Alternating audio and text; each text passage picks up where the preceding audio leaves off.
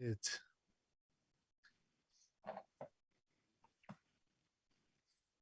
Hello, welcome to Rainbows and Razor Blades Productions, where chaos always reigns. I'm gonna put it over to Christian. Oh, the chaos, you mean? All right, I'll handle the chaos. I'm the Chaos Wrangler. I'm the Chaos Wrangler. All right, thank you very much. Crazy. Thank you very much for joining us. Do we have sound? Can we verify that we have sound, or are we just screaming into the void? I can verify that we have sound. All right. Okay, awesome. Pretty awesome. Okay. Check on my phone, but that works. So thank you very much for joining us on this, the last of our four-part mini Vaesen campaign, Vaesen Othal. The end of last session was quite fraught with peril as the players found themselves in a very bad situation, falling into a frozen lake. And I will recap that here momentarily, as well as sort of where we are and what's happening. But first, as I was just saying offline, I want to give a great thank you to these wonderful, wonderful players, and also to Rainbows and Razor Blades, Kat and Kristen, for hosting us. It's been a great time, and hopefully this last session will live up to the others so far. I would like to then invite my wonderful players to introduce themselves. We'll start with Kristen, as always, as this is her house. Hi, I'm Kristen. Pardon my voice, and if I accidentally cough, and don't mute, because I'm just getting over being almost dead. I'm playing Katya. She's creepy. She got the creepy doll just for you, Skag. And yeah, we're calling her exhausted in the water, because that's how I am right now. And where can people find you? Oh yeah, Darcerilish on the internet. I'll talk more about where they can find me at the end. All right, perfectly fine. Chad. Hello, it's me, Chad.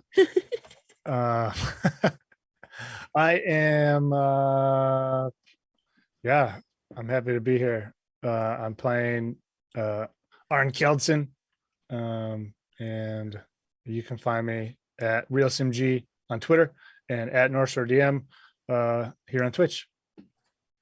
That's all I got. I don't want it to be over. Well, all good things, as they say, all good things must come to Kevin.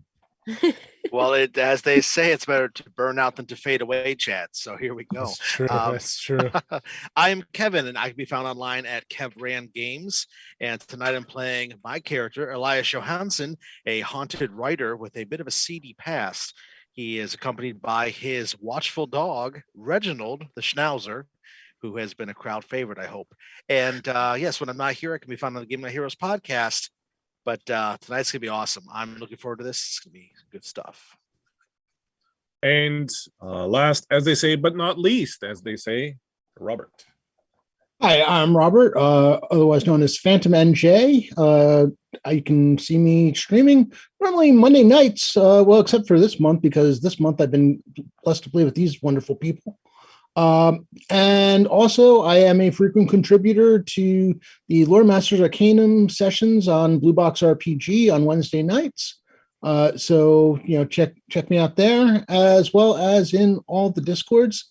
And this has been a magical ride. I am not ready for it to end. Let's see how many of us survive the trip. Well, I'm hoping that at least the doll will survive, and Reginald, the doll and Reginald, Sally and Reginald. You know what? I'm fine with that. That's all it ends up being. So. Sally rides Reginald into the sunset. That's it. All right. So in the last few sessions, basically, in trying to having been hired or asked by Astrid Elstrom, the young survivor of the Night of Horror at Hellstrom House, to investigate what happened to her parents 9 years earlier. The four characters, four investigators here, have been amassing clues, trying to figure out exactly what happened that night. These investigations led them to the far, far north, to a small town called Norvik. I'm sorry. where they have uncovered this a far long established cult worshipping what appears to be a Draugr, a ancient Viking warrior who was cursed for actions and for his actions back in the day, and has been used by the Hellstrom family patriarchs for several generations now, to basically amass their family fortune, which began as a logging interest up in the north. Having now traveled to Narvik, the characters have discovered the existence of this Draugr named Hakan, as well as having discovered the ritual used to banish him, or at least bring him back to his rest. However, while they were rescuing a doctor who had been kidnapped and was to be ritually sacrificed, as they've been doing every 9 years to please Hakan, they were surrounded in the sawmill in Narvik by the sort of new leader of the cult, a man named Yorth, and his men. And in order to escape, the characters went through a hatch in the floor, found themselves on the frozen shore of a river. Unfortunately, the ice broke under their combined weight, and as the session ended, the players were being dragged away by the frozen current of the river, to who knows what dark fate awaits them. And so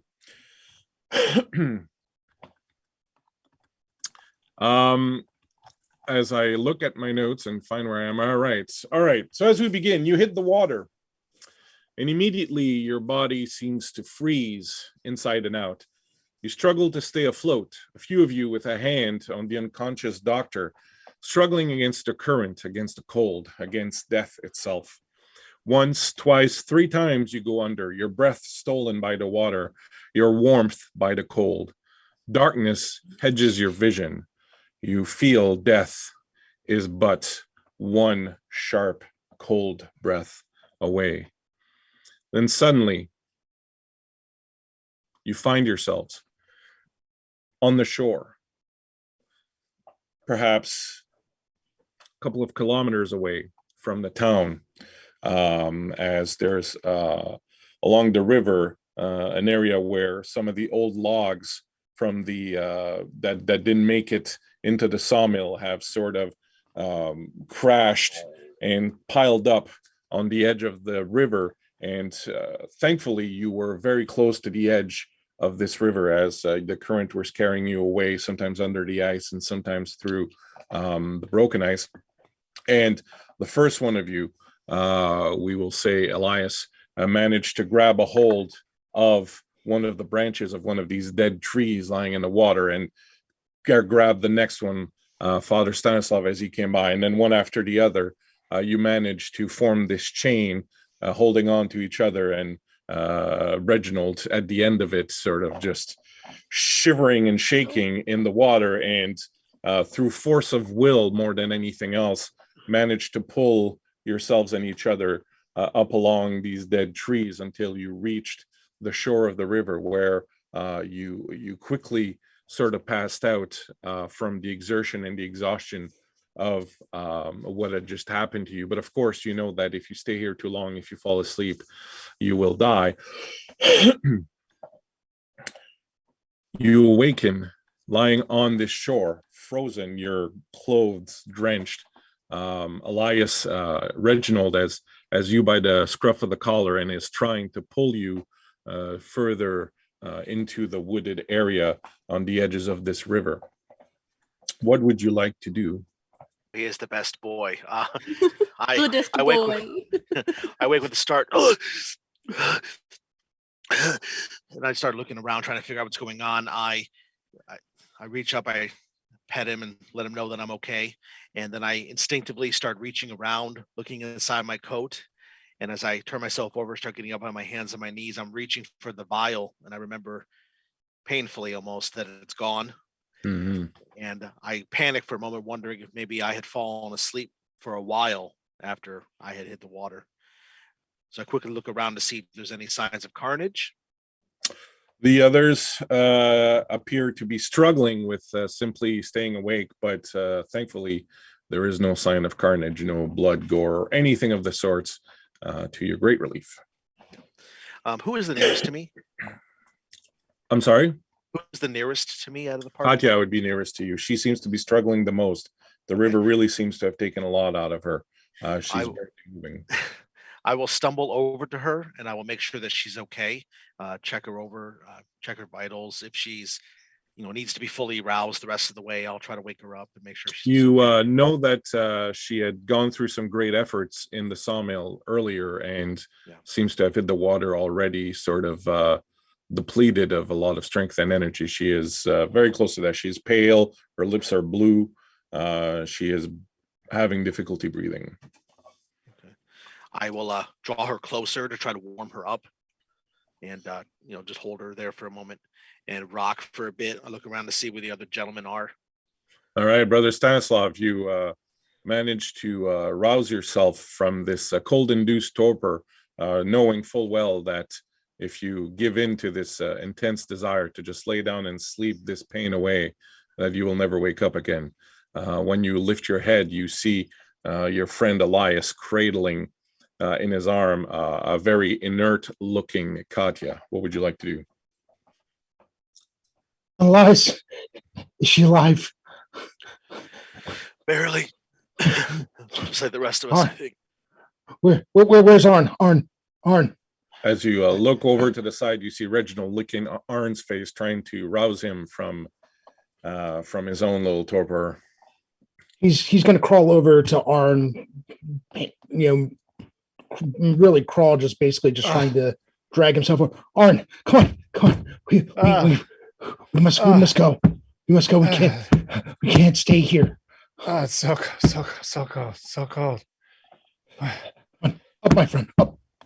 And he puts one knee beneath him and the other tries to plant his foot to try to lift himself slowly, knowing that this is not going to be fun. It is, in fact, not fun as you try to rise yourself up and you find that Arn is also sort of very deep in his torpor. And as you start despairing and start intoning a prayer inside to try and give yourself strength to find an answer, hoping that the Lord perhaps might give you a sign of what to do or some help perhaps in this very dire moment, you hear a voice coming from the forest edge, a very old voice, very rough perhaps with disuse, that says, "I guess you'll be needing a fire then." Yes, that would be nice. Of course. Please. Imaginary Sky Daddy, is that you? As you turn around to look, you see perhaps an old hunter or old forester looking at you. He is kneeling just on the edge of the forested area. He has a spear in one hand and a rifle over his shoulder, a nice big thick fur hat. Half of his face is hidden by his long white hair, and his long white beard comes down and is tucked away in a nice thick fur coat. Above you, you hear the cawing of your two raven friends as they circle you where you are. And the old hunter sniffs, spits out into the snow and goes, "Well, let's get a move on it then. You're not going to get warm just sitting there." And he comes down and helps you up and walks you a little further into the forest where you see he has a camp close by. And there's already a nice big fire that is roaring at the center there. And with the old man's help and with each other's help, you manage to all crowd around the fire. And he has you remove your frozen clothes, your wet and frozen clothes, and he gives each of you big blankets, and he tells you to sort of all huddle together for warmth as he places these huge blankets around you. And as you find this warmth with Reginald there kind of cramping inside where you are, and you form this kind of little human tent, your bodies start to warm, and even Katya seems to sort of regain a little bit of color and life to her as the old hunter is bringing you each warm tea to drink as you slowly start to regain a little bit of life. Thank They you. will not claim her as well then. I say, looking to Katya. Ellie, I think we're okay. Well, when you look for Sally, you realize Sally is gone. Oh, Oh, no. oh no. Ellie from me. Katya's going Sally to must have gone free sometime during your trip down the frozen river. Katya's gonna barefoot, wrapped in a blanket, run towards the river and try to find her. No, wait. Stop. No. Please come back. Oh, But Reginald. Sally. Reginald gets up and sort of runs ahead of you a little bit and kind of tries to bar the way, preventing you from running away from the rest of the group. She'll go back and sit by the fire and pout. let's warm ourselves first, perhaps. What's her problem? My doll is gone, and she's a very special doll. Well, if she's very special, I'm sure she'll find her way back to you. I guess she did help me levitate that one time, so probably. Father Stanislav shivers at that. It might have just been coincidence, but There was another person in our group, old man. Did you see another person around? I did. I found him a little bit downriver from you, and you look over, and near his tent, there's you can clearly see what is a body that would be under another blanket. He's alive I'm afraid he didn't make it. or dead. Okay. No, we Father Unfortunate. Stanislav. You remember Well, just before you went into the. I'm sorry. I'll give you the floor back in a second. But you remember, I think it was orange before you went into the river. The doctor said to you that he knew this prayer that his father taught him a long time ago that he thought was necessary for the ritual for Hakan, and just before he had passed out and sort of fallen into the water. I'm sorry. Go ahead, Rob. Yeah, so Father Stanislav, he forces himself to his feet, regardless of whether or not he's dried off or warm yet, and he just solemnly makes his way over and performs last rites on the body. Very well. Not a problem. You will kneel down next to him, and you're starting to feel a little better with the cloak wrapped around you, and you will send him on his way to God. What else does anyone want to do right now? What's who are you? Old man.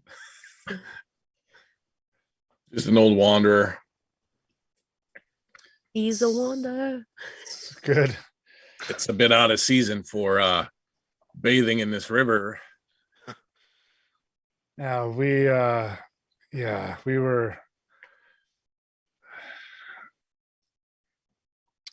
attempting to escape from perhaps some ne'er-do-wells back in the town. What The sort river, of the river had other ideas. well, We're it lucky seems that to you me came like along when you did. seems to me like the river saved you. At that it does. And what exactly were these ne'er-do-wells up to that you felt the need to travel so far from your nice little city? Into Oh, these, they were dark woods? sacrificing people. Oh, were they now? Well, people have been sacrificing people in these here parts of the woods for, well, 1,000 years. Why all of a sudden would that be a bad thing? Well, evil begets other evil. They were Also, doing sacrifice is evil, is it? Have you never sacrificed anything in your life? I have sacrificed a great deal, to be honest. Usually you're hoping to get something for your sacrifice, though, right? Well, the fact that I know what true sacrifice is lets me know that it's not entirely without pain to anyone involved. And I adjust my glasses, and my hand comes out of the blanket for a moment, and the group notices that I have a series of cuts all along the inside of my forearm, scars, and some of them are fresher looking. That seems like a silly thing to do to oneself. I didn't do it. Oh, who did that? Father, Elias doesn't answer him. He just sits Father there looking at Stanislav him. fixes the old man with a stare. Who are you to talk about sacrifice? What have you sacrificed? I happen to be And an he's expert on the subject. I start Yes. looking for my knife and for my gun, realizing this guy might be involved with this cult that just tried to kill us. Sorry, Father Stanislav, you were going to say there for a second before I cut you off? he's glaring at him. Oh, don't get your knickers in a bunch. I know what I've sacrificed.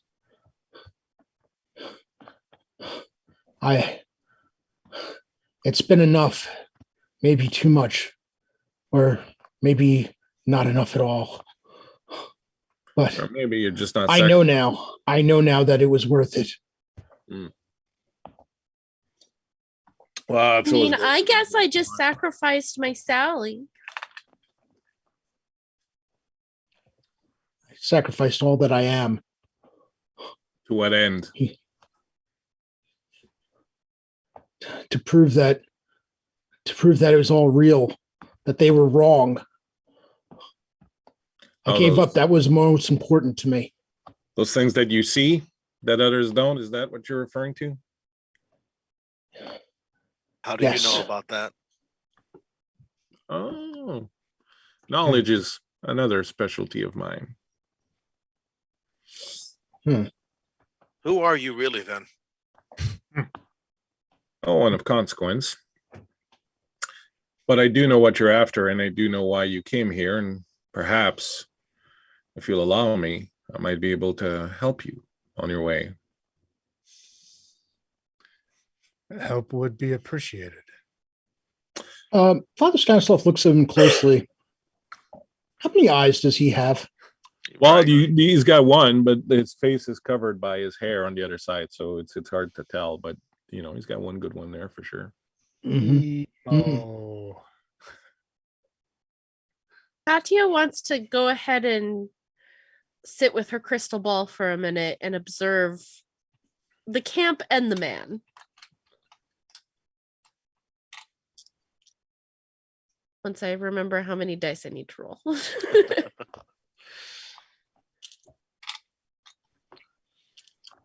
What shall we call you? Oh, I've had so many names that it's really hard to pick one. You can call me Wanderer is good enough, I guess. That's what I do most these days. Well, she got a 2 on observation against the Wanderer. All right, what is it that you would like to know? If he seems legitimate in wanting to help, and if there's anything off about the camp. Well, there's a lot off. Like, there's definitely like a feeling of, well, there's definitely some going on, but there's also for you a sense of familiarity a little bit. You kind of feel like, although you're fairly certain you've never met the man before, you kind of feel that perhaps you've been in his presence, perhaps, or that he has at least paid some attention to you in the past. She's going to sit up a little straighter. Oh, sorry. I was going to just Father Stanislav takes a peek at the ravens. One of them sitting on top of the tents, and the other one is sitting out by Katya, kind of, curious about her crystal ball, checking it out. The other one's just sort of keeping an eye out around the forested area behind the camp.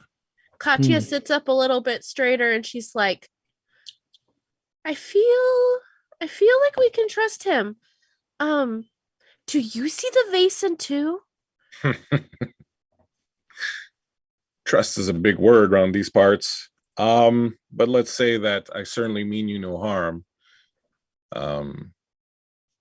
As far as the Vaesen go, as you call them, they've been here much longer than have any of us, really. This is their land and their world. And the only thing that I might give to you as a suggestion is to remember that that this is their world and that you are here because they suffer you to be here. In fact, that they suffer me to be here also. Always good to remember this. However, I know that you've come here because one of these Vaesen, as you call them, has become troublesome. He has taken more than he needs to take. He is a cursed one. Am I correct? Yes. Yes. I also know that, and he takes his spear and he starts to draw in the snow. I also know that you've all seen this before, and he draws that symbol that all of you had seen before in your dreams. It's like, in that this is what brought you here. Are you familiar with this symbol? And he shows you the main rune that is on that he's drawn out, that you've seen before. It says it is the Othal rune. It is a symbol of inheritance, but also of heavy burden that must be carried. And that is why all of you are here. All of you carry a heavy burden, but you also carry a burden you know not of yet.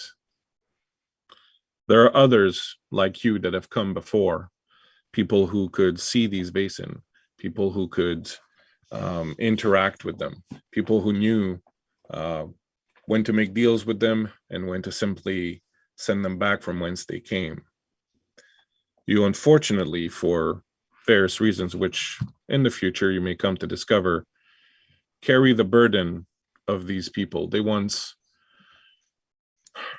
banded together in something they called the society. Unfortunately, some years ago, most of them were killed in mysterious circumstances, as you would imagine. Some of you were very close to some of these people.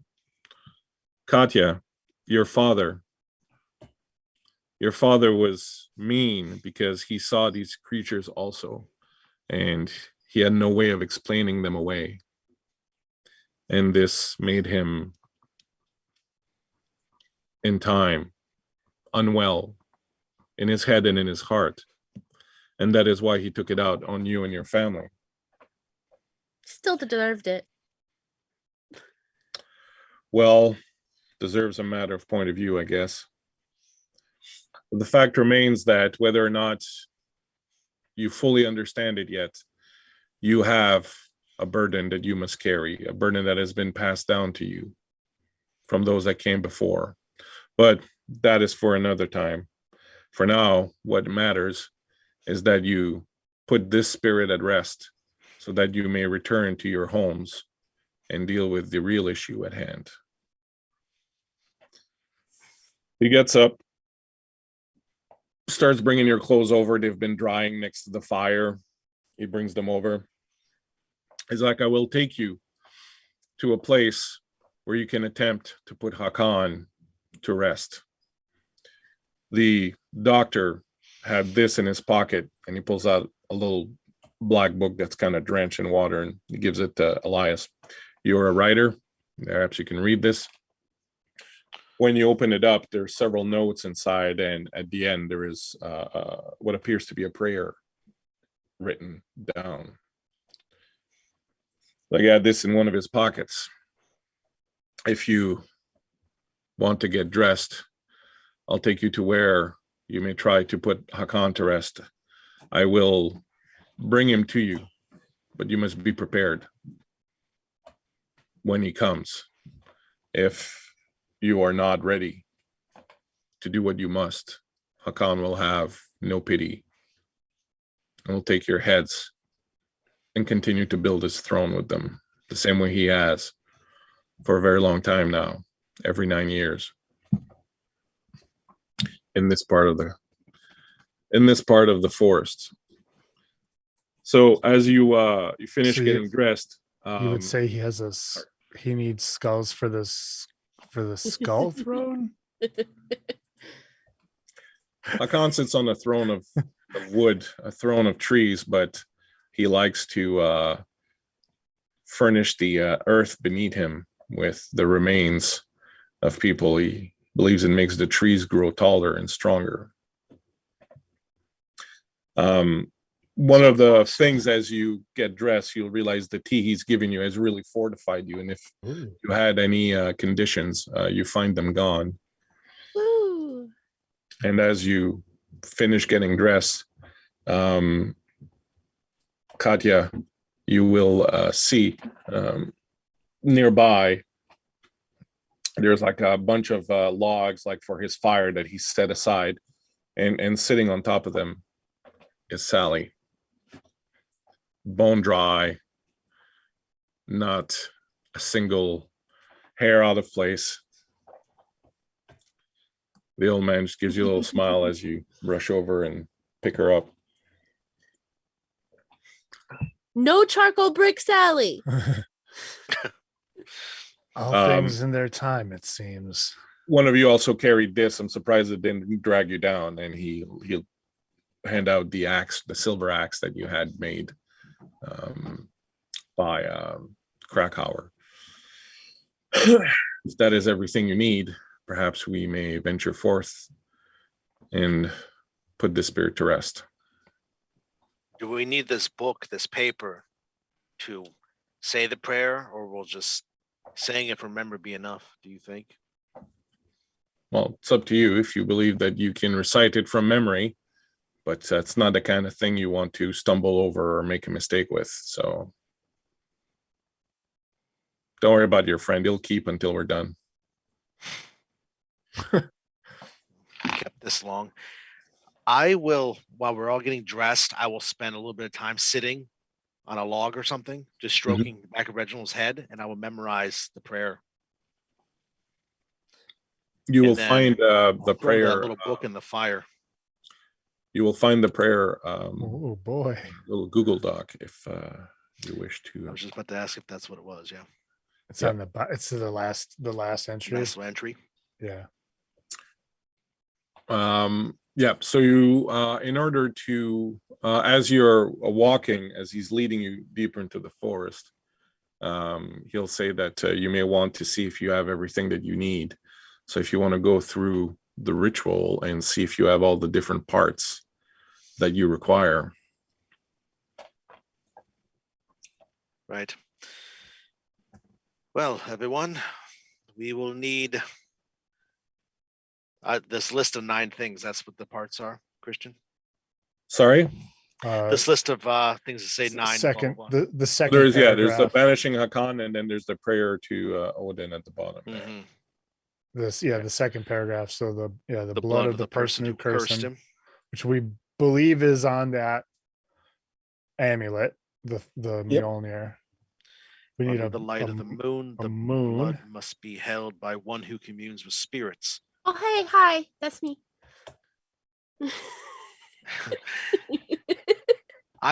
Elias's gaze meets hers, and there's weight to it. Like maybe he knows something else about that. We need the silver axe to chop his head off. One of us must recite the prayer within earshot of Hakan.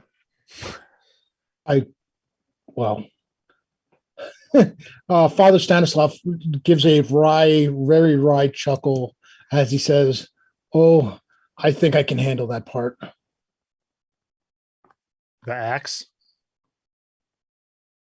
No, the prayer. Somebody should handle the axe. And he takes the axe and Well, funny story about the prayer. Someone burnt a book. So Elias will do the prayer, I think. Elias, if you'd like to teach me the prayer, I can take care of that, my friend. Well, we will see how it comes out, I suppose. And then we will need each a tribute. Another sacrifice. Nothing in this world worth having comes without sacrifice, says the old man, and then cackles. How much time do we have? Once you're ready, I will seek out Hakan and bring him to you. It will happen quick. Also, we're gonna need to like dig a grave too, right? I believe you have to build a funeral pyre. Yeah. And then be burned. Oh, there it is. Yeah. That's fair. You must watch his pyre, vigil until the light of the moon disappears. Then you can bury him, his remains, and finally mark his grave with an Othal rune, and someone must whisper, your burden is lifted, and then hopefully, he will be gone.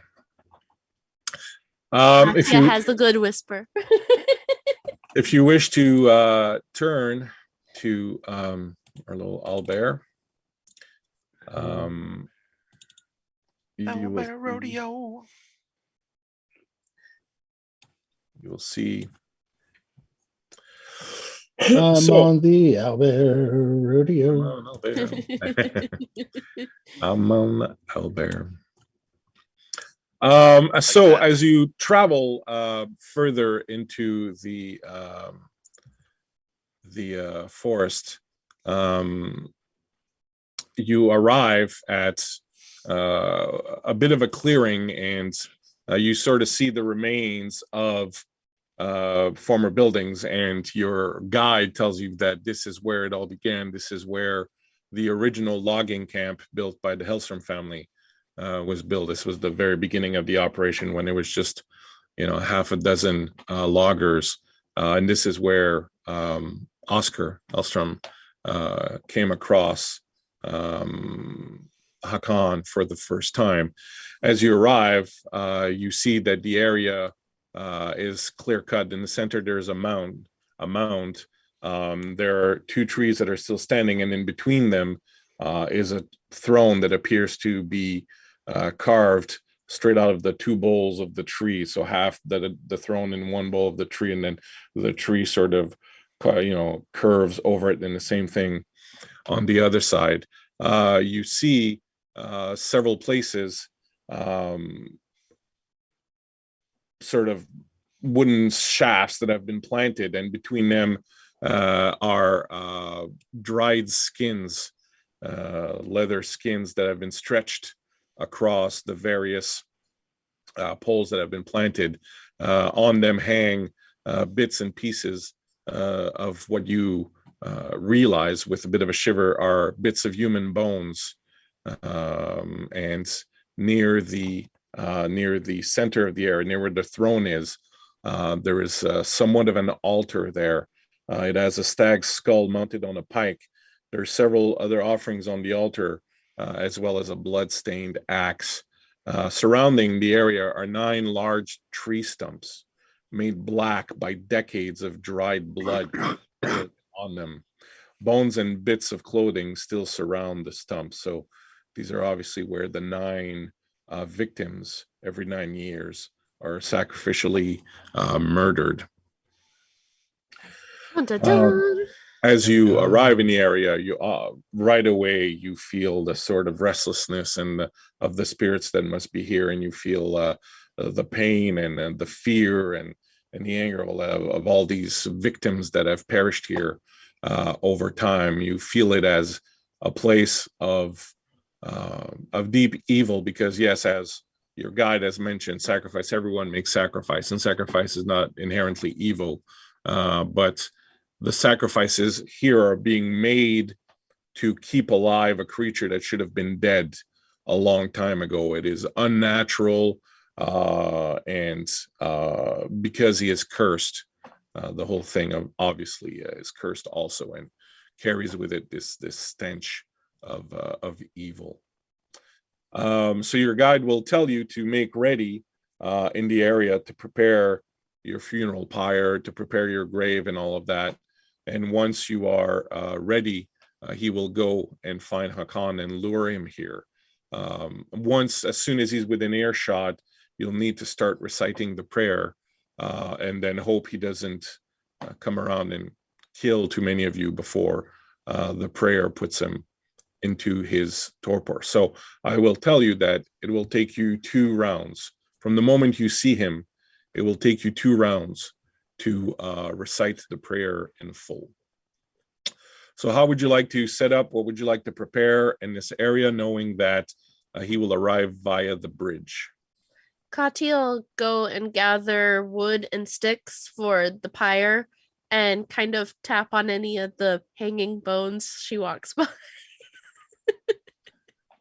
You, as you go around tapping him, you're sure you can hear, hey, ow, ooch, hi, don't do that. Ow.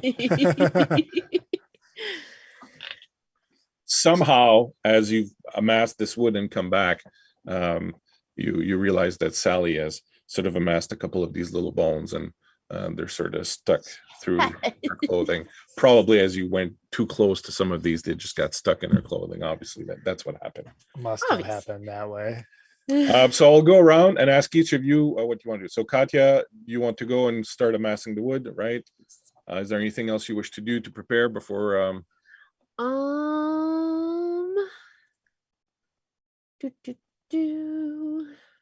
I think that's the best use of what Katya can do right now. Okay, perfect. I'll go around in order on the screen that I have. Robert, Father Stanislav, what would you like to do to prepare?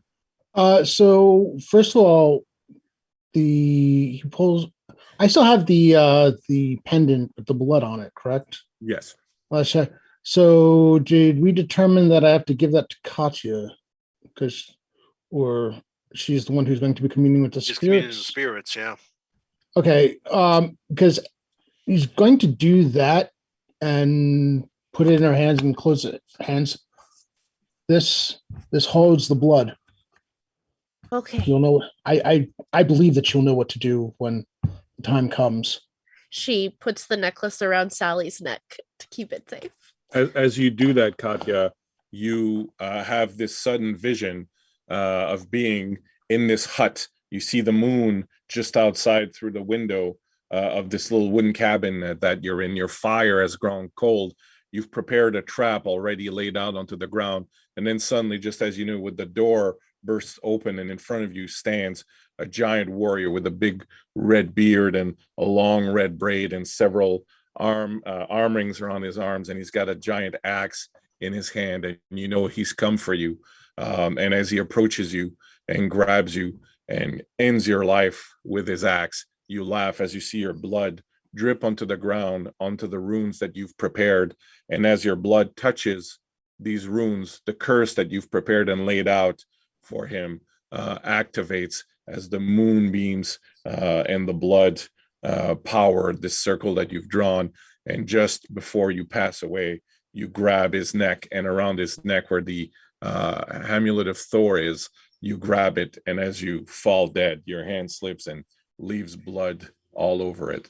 And all of a sudden you come right back to where you are with Father Stanislav, very kind of concerned as you've dropped to the ground in front of him. Well, that was interesting. I'm pretty sure I just saw the beginning of the curse. Right. Okay. That was very cool. He tries to think of something to say and thinks better of it and says, I believe you have this. And he walks over to Elias to learn the prayer. And let's go to Elias then. As you are preparing, Elias, what would you like to do? And then as soon as that's done, Father Stanislav will come to you. When he comes over to me, he'll find that I'm actually standing, but when he gets up to me, my eyes are closed and I'm swaying slightly. And as he approaches, I just seem to wake up and look at him. You'll be needing this then, and I will reach into and I'll pull out the only thing I kept of the little book, that page that has the prayer on it. I'll hand it to him. He takes it, puts his one hand on Elias's shoulder to steady him, and smiles at him. I know it as well if you need help. If I falter, or if I fall, it will be up to you, my friend. Very good. Elias, anything else you would like to do? I just look around and I just wonder if I have time for a nap, but I think better of it. Yeah, you're thinking if you fall asleep here, it's probably just going to be bad. Yeah, very bad. Who has the axe? Did we establish that?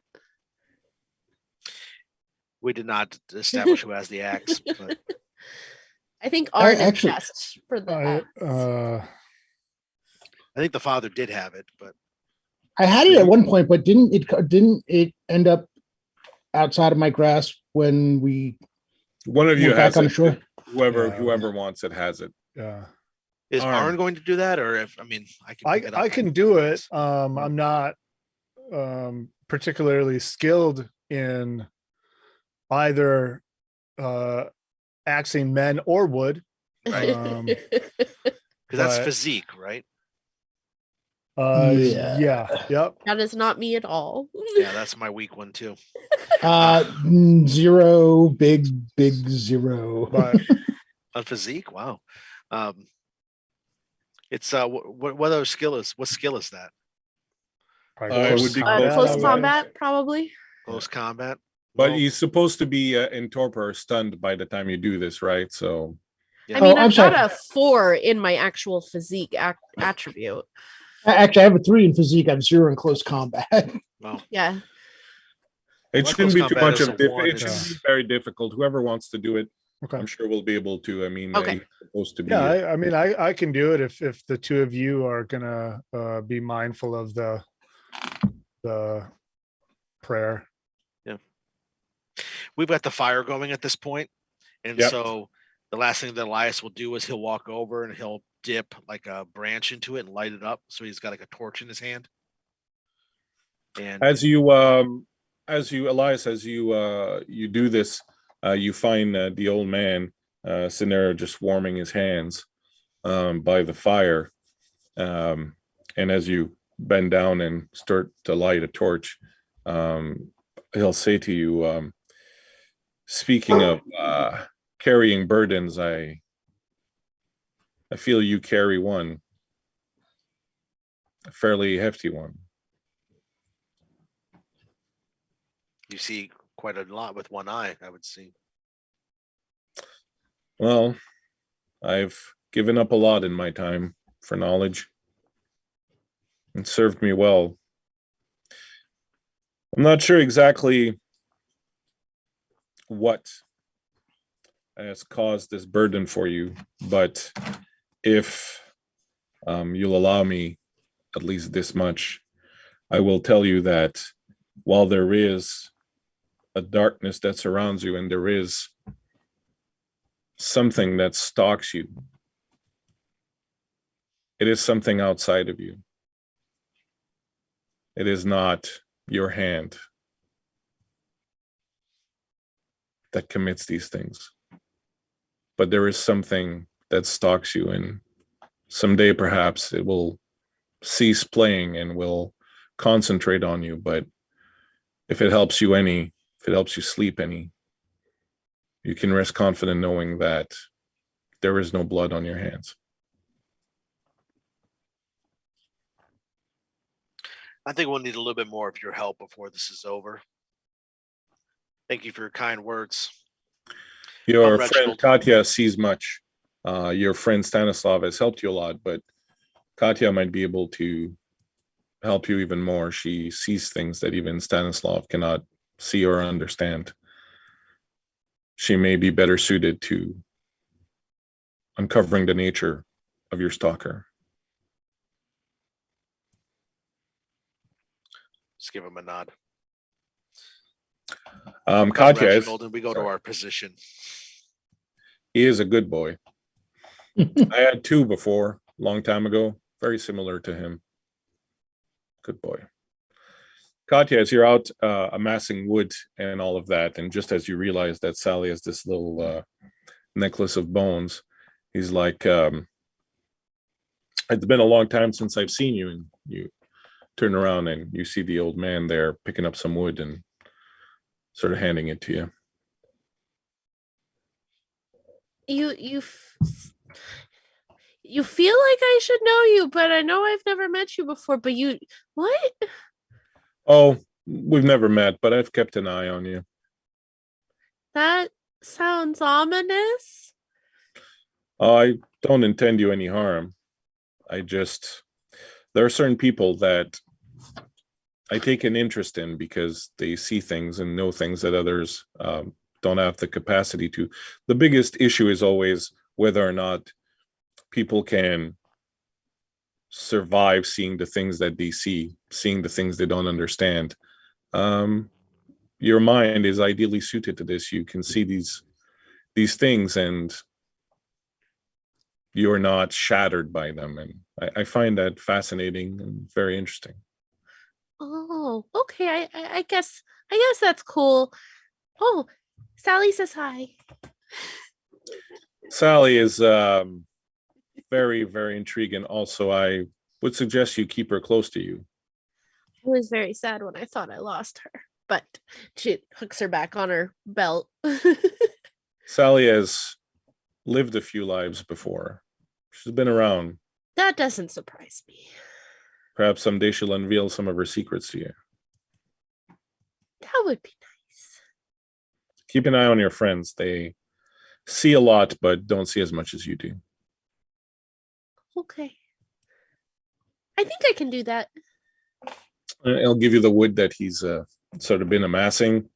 Father Stanislav, as Elias has shared the prayer with you and has walked away, and you open it and start reading this prayer, which is apparently a prayer to Odin.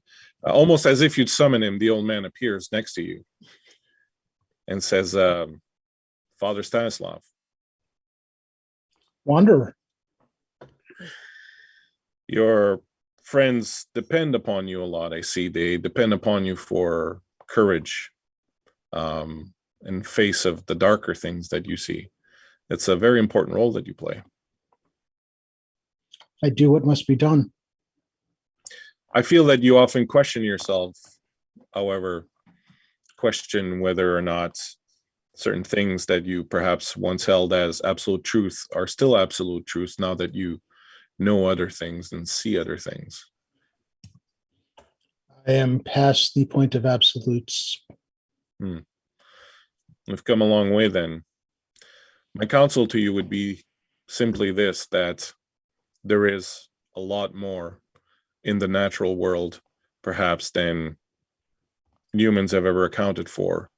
But the one truth that remains is that, and he points to the forest around you, everything that is here, everything that you see, was here long before any of us were here and will be here long after any of us have gone.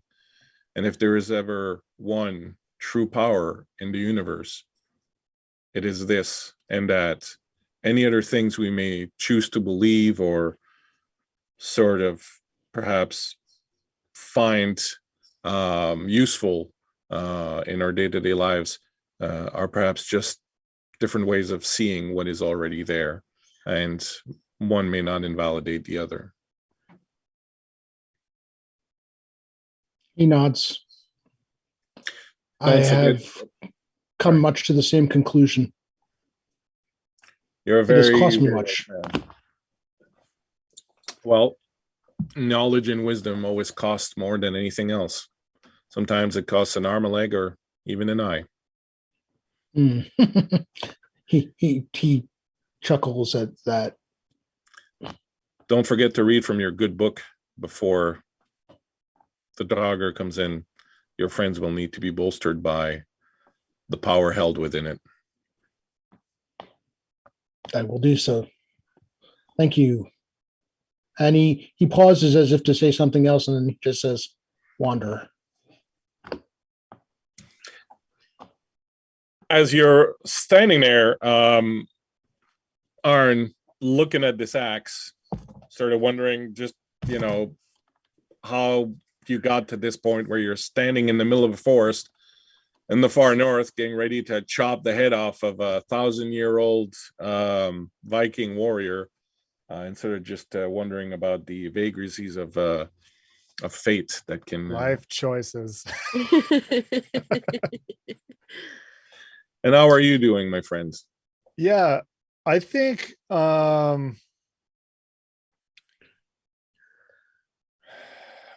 I mean, Arn's not much of a fighter, but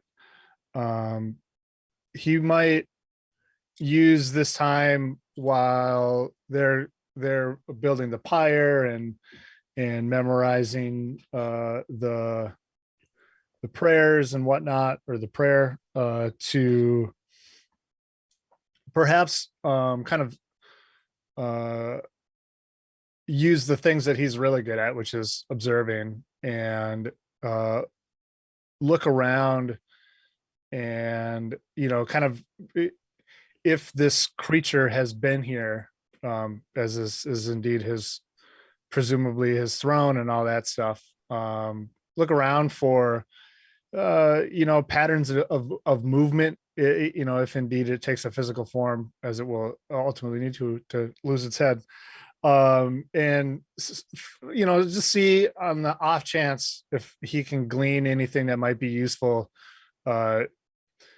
should any of them have to run away from this thing for 2 rounds, if it confronts us in a physical and intentional way. Give me an investigation roll. So your investigation plus your investigation plus logic, plus your little bonus. Your little magnifying glass. Yep. Yeah, that's two successes. All right. One of the things you notice is that there is no sign of him ever having crossed the bridges, almost as if crossing water is not something that he has particular interest in. He always comes in to this area from the northeast. The northeast, okay. One of my ravens watches over there. Very likely, as opposed to coming down this sort of area as you were expecting, he'll be coming from up here. Okay.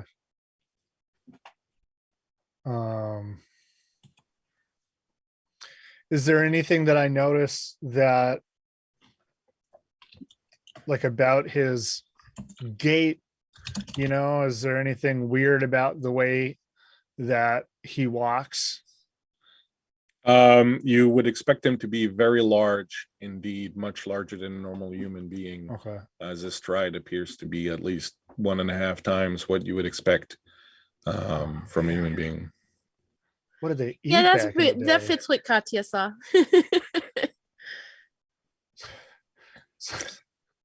As you're checking that out, you hear the old man next to you say, "Bit of a hunter yourself, are you?" Well, in a way, I suppose I observe the signs of comings and goings and crimes, and with the intent of piecing together justice for somebody. You are aware, I'm sure, that while we are preparing to send this Daraga back to his rest, that the true crime here was not committed by him, but by humans. That is a thing, yes.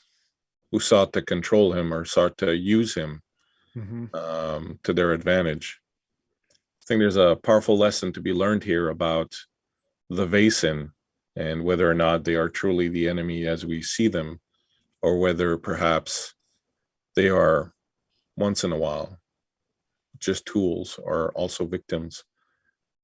In my limited encounters it oft seems that, like, many of them tend to be extreme expressions of our emotions.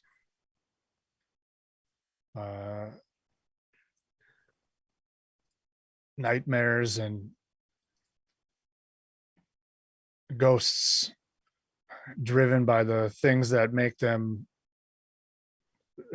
them into what they are now.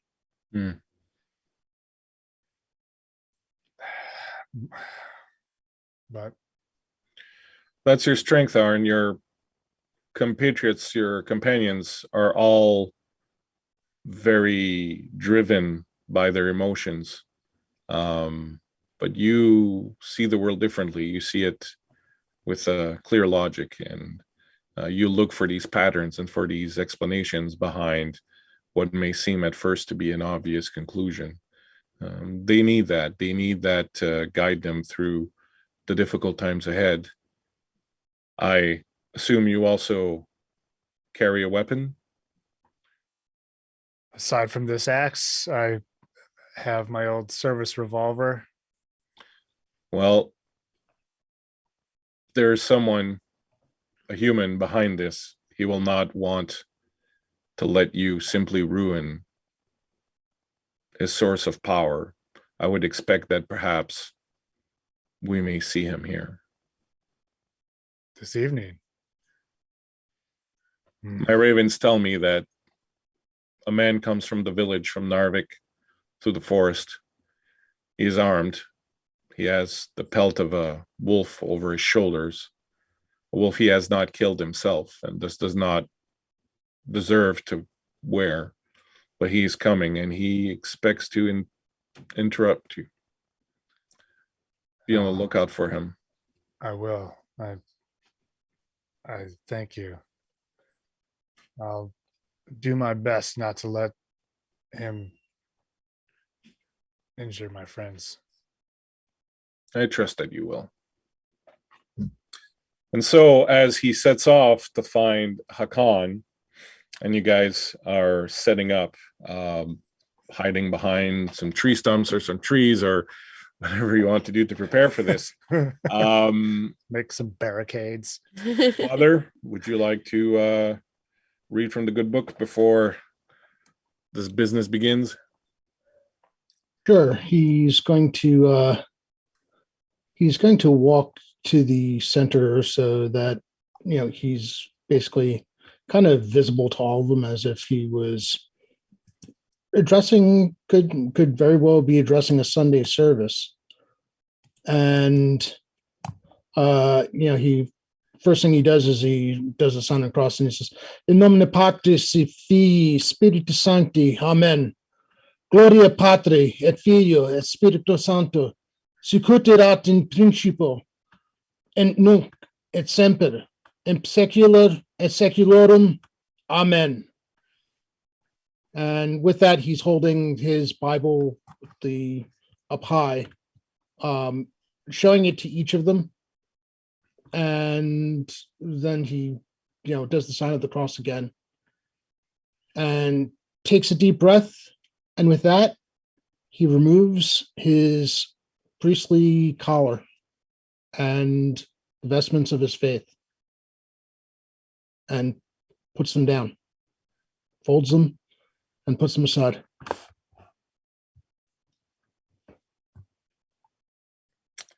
Katya leans to Arn and is like, "What does that mean?" Perhaps his use for his faith has reached an endpoint. That sounds sad. I'm sad for him. Or become something different. Okay, that I can handle. Your words are welcome, Father. But I'll be perfectly honest. In this place right now, they ring a little strange. He walks up with a kind of bittersweet, little bittersweet smile on his face, and he goes, "Please." And he reaches out a hand. "Call me Stanislav." Stanislav. This is one of those times where you just got to do it. I reach out my forearm. Do you forearm clasp with me? I think I've seen this done, and he reaches for the forearm. It's the way of the old world. Stanislav. I spoke with the Wanderer. A man comes from the village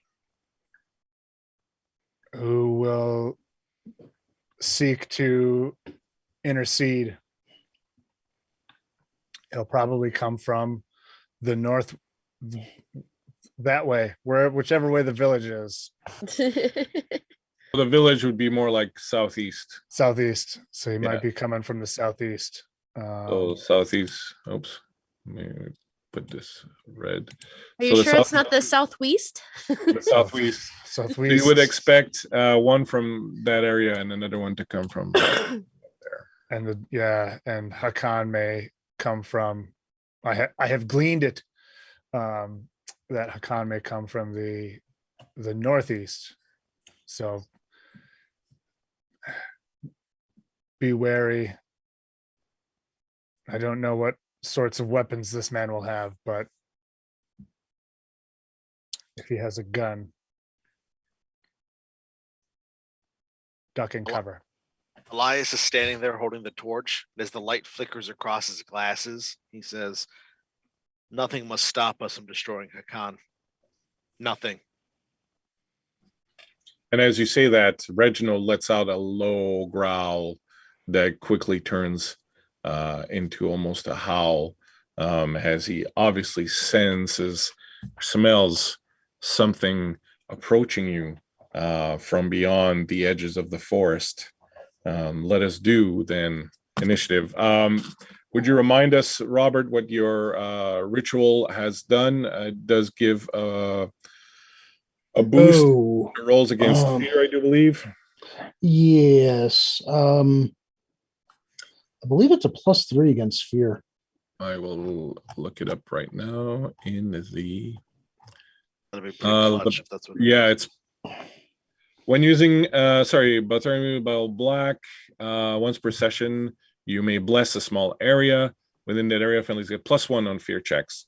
Furthermore, any supernatural creatures intending harm to the priest or his allies automatically confused turn around upon entering the area, foregoing all the actions. It does give you +3 instead of a +2 when using your advantage on an empathy skill. So you will only get a +1 on your fear checks. All Katya right. does want to be stationed more towards the south end. You can move your characters wherever you would like. As she wants to be prepared to be able to help intercept the human. The human. Because I haven't got to use striking fear yet. There you go. So place yourselves wherever you want. I will draw initiative cards. In the meantime, remember you can swap initiatives with somebody else in your group if you so wish. Again, I will do them in the order that I see you here, starting with Arn, who will go on 3. Solid. Elias will go on 8. Katya will go on 9. Oh no. Always towards the end. And Stanislav will go on 4. This will be for that one. This will be for that one. All right. So as you settle in to wait, Reginald's growling has become this just warning growl, and you, Elias, perhaps pull him closer to you to give him some comfort and to try to get him to tone it down perhaps a little bit.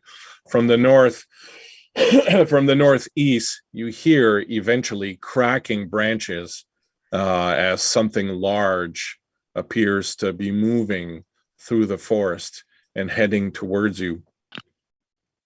You see a very large sort of shadow behind the snow that's falling off the trees that are shaking as this thing approaches. If you wish, you may look at the Google Doc at the last page, and I've put up a picture of Hakan there. But what you see as he emerges into the area of the light is an ancient Viking warrior that is perhaps around 9 feet tall.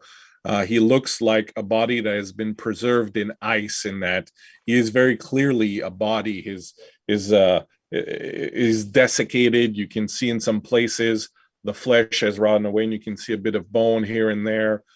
His hair is just like a few clumps left, but he appears to have been conserved in ice. His skin has a bluish tinge to it.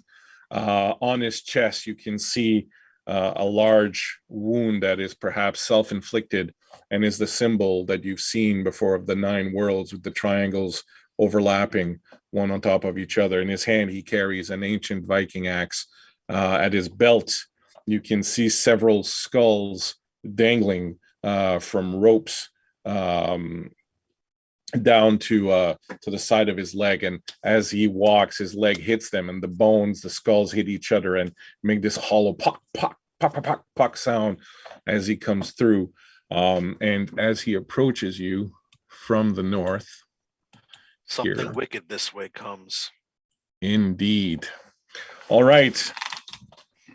So the circle area here is basically the area that's protected by your blessing, Stanislav.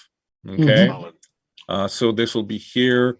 The area around it will be there, and the area beyond it will be over there, but you shouldn't need to do that. So as he approaches, the temperature drops very suddenly. Snow, a squall picks up. Snow starts to whip off of the trees in the air around you. The trees are banging against each other. Branches are cracking and sort of flying around you, almost targeting you, and you're having to dodge constantly as these branches are coming at you, and the snow is whipping at your face, and the wind has become bitter cold. You feel almost as cold as you were a moment earlier, or a few hours earlier, when you were in the water, and you sense a terrible fear as the Draugr arrives towards you. So please, everyone, give me a fear check. You may use your logic or empathy, whichever you prefer, and you may add 1 dice for the blessing that Stanislav has provided you as this Vaesen appears. And you, of course, sorry, hold on. You get more dice because you're all around, right? So since you're all together, you get to add 3 dice each for your companions being in close proximity to you and helping bolster your courage in the face of this monster. Roll a 9. Here we go. I got 2 successes. Elias also got 2 successes. Okay. Chad got the 666. Nice. 2 successes.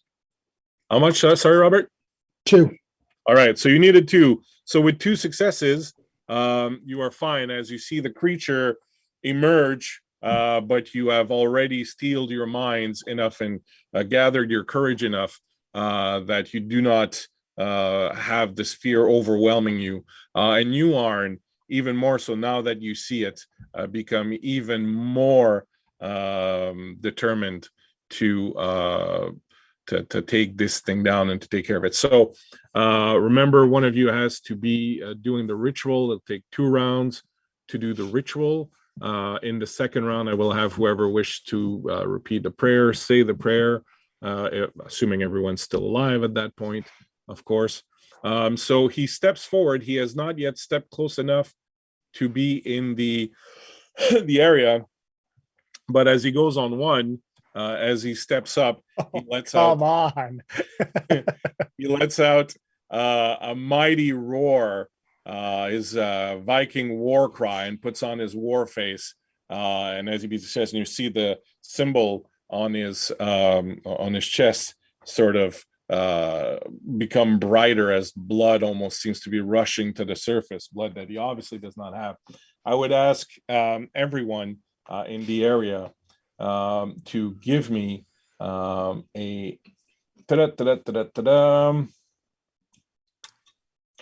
we'll have a vigilance check, which is your vigilance plus your logic. Nice. Glad I boosted my vigilance. All right. Do we get any bonuses from people around us or no? No, but I believe you get a vigilance bonus from Reginald, don't you? I do. Yep. Yeah. I have a big 3 dice to roll. Can I use one of my advantages for that? Yeah, if you wish, you can use your yes. advantage. You each have 1 advantage. So you can use it now if you want. It's 2 dice. So Stanislav is using his. I'm going to just take my 1. Okay. Chad? 1. 1. 0. 0. I'll push it. I'm going to save the pushing for later because I'm Nice. sure I'm going to need it. Good call.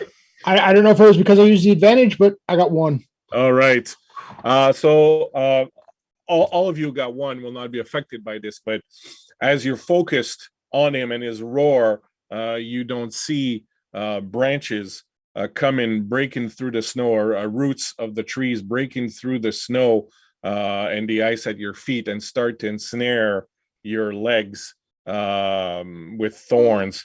So the 3 of you that have at least 1 success, you notice it and you manage to sort of, tear your gaze away long enough to see and back away. And Katya, you only notice it when you feel pain as these roots have sort of crawled out of the ground, have encased your legs, your feet, and your calves, and are sort of digging into you, and you feel them trying to pierce your skin and sort of dig deep into you. You will take 1 physical condition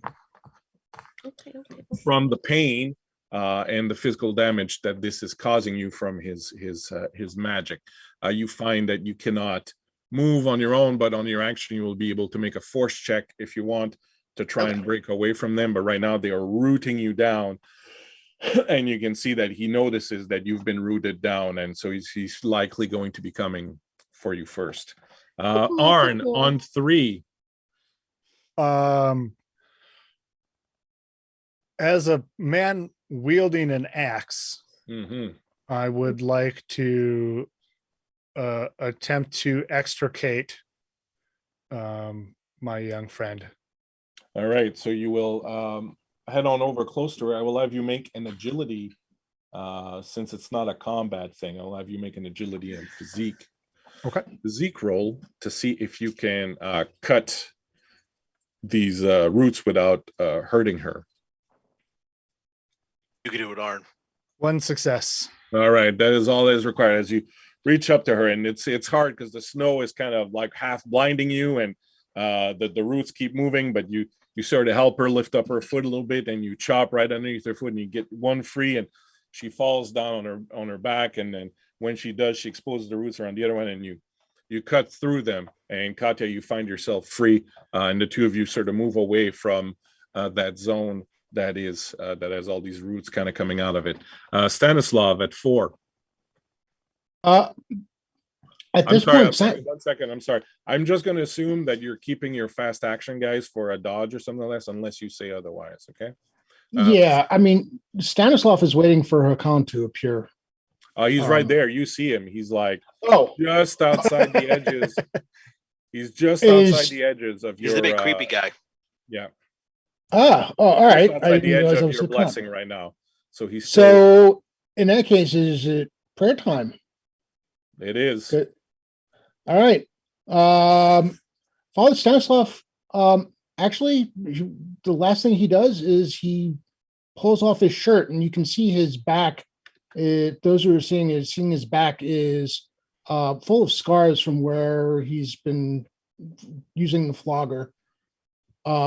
He, despite the cold, he raises his hands out, and he's got his arms out wide, and he starts to shout. He says, "Glad of war, Grimnir, hear my call. Gallowglad, Wanderer, Allfather, a soul has escaped your halls. I beseech thee, your fetchers to send, for the soul needs his home. God of Gallows, take your duel. All right, I'll stop you there, Father. I'll stop you there. We'll take 2 rounds to do the prayer. You can finish the second. So the father, sorry, not the father, but Stanislav now standing in the middle of the mound, his shirt off, arms up in the air, declaiming this pagan prayer. Is a sight unlike which you've never seen before. The snow whipping around him and this creature coming in. All of a sudden, Stanislav appears like a new man, brand new sort of warrior of old, just standing up there and declaiming this prayer. And he gets through about half of it in this particular instance. Very good. On 8, Elias. And back into the darkness, the beast must be cast. I'm going to take my revolver with the. Oh no! I'm going to fire at Hakan. You're using one of the blessed bullets. We're losing Elias. Oh no! He failed. The Draugr has taken him. We'll give it a second and hope he comes back. Yeah, he failed his fear check.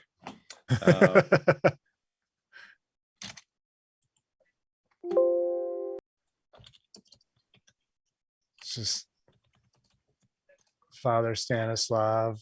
Stanislav just too much. The sight of Father Stanislav with his shirt off and going all pagan was just too much. Just for you. All right, so cutting glass. Kevin appears to have lost his connection. So and there goes. Yep, we're gonna all move now. Oh, here we go. Hey, here it comes. Oh, there. Okay. There you go. Well, come back. Yeah, that was weird. I lost all of you on my end. That prayer was too much for you. I know.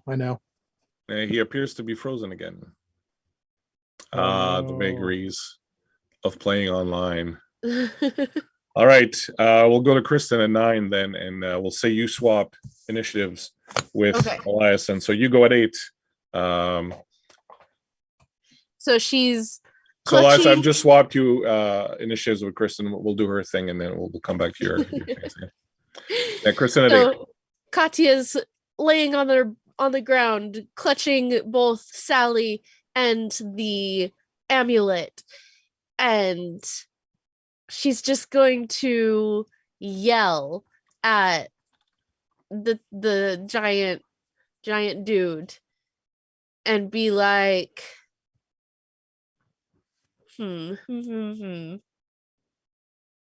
If you're trying to taunt him, is that what you're trying to do? Yeah, that's kind of a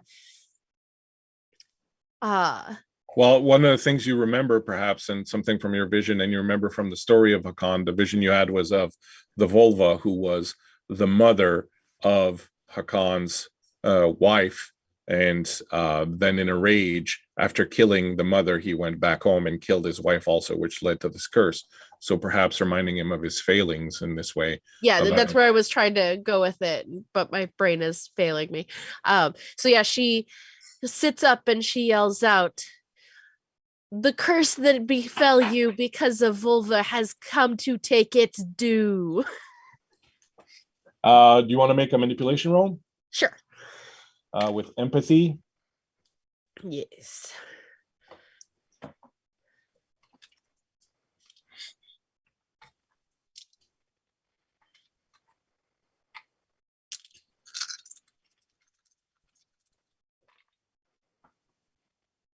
That is 2 successes. All right, excellent. As for a moment, Hakan seemed to be sort of transfixed by Stanislav, his presence up there, and is declaiming this prayer. And it looked like perhaps he was going to go up there and, ask him a question. He instead, as you yell out your words, he instead turns towards you, and you see that he has become quite enraged and starts heading. And you can see that he's clearly heading to step into the blessed area as he's trying to make a beeline for you. So that has worked out quite well. At 9, let's go again with Elias, who has been having difficulty. His fingers were frozen. He was trying to load his bullet in his gun, and so lost a little bit of time there in trying to load the gun. Why did they make these bullets so small? I know, right?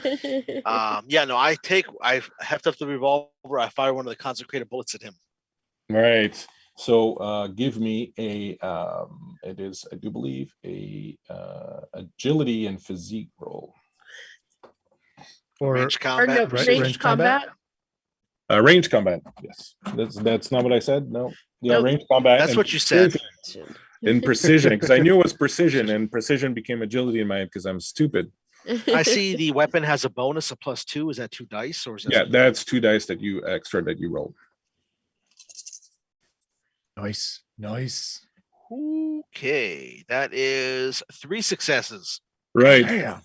Excellent. So he's got difficulty loading the gun, but when he finally manages it, it's like, and this is the shot, he's like, and then he just stops, lets out a breath, puts the bullet in, rams the thing home, levels the gun, fires. The echo reverberates throughout this alley. Snow falls off the branches as the bullet flies through, strikes Hakan right in his chest, right in the middle of his symbol of the 9s there. And not only, I will say, with the extra success that you have, it will give him 3 damage instead of just the 1. Oh, it's base 2, right? Base is 2, yeah. Yeah, so it will give him, I'll tell you what, it'll give him, I'll give him an extra damage, making him mad. And then with the extra, you're just making him more angry. just making him more angry. But with the extra damage, what happens is that the bullet hit him in the arm that he was holding his axe, and the blow was so powerful that it managed to sort of dismantle his shoulder a little bit, so that his hand has kind of dropped and the axe has fallen out of his hand. And he's so mad now because of the damage that he just keeps moving forward, but leaves his axe behind in the snow. At 10, you hear someone from down here in the forest yell, "No, interlopers!" And then you hear the sound of a rifle being cocked as the man down here lifts up his rifle and fires. And let's see who he will fire at. It'll be either everybody down. Katya, I've got a big giant torch. Arn, or Elias. He'll fire at Elias, perhaps because your gunshot has sort of drawn his attention. You've just fired at him, so he will fire at you. You may opt to attempt to dodge since you kept your fast action, and he will use his range combat 3 in his precision. All right, so you will roll. I do believe it's your typical fast action. You will be attempting to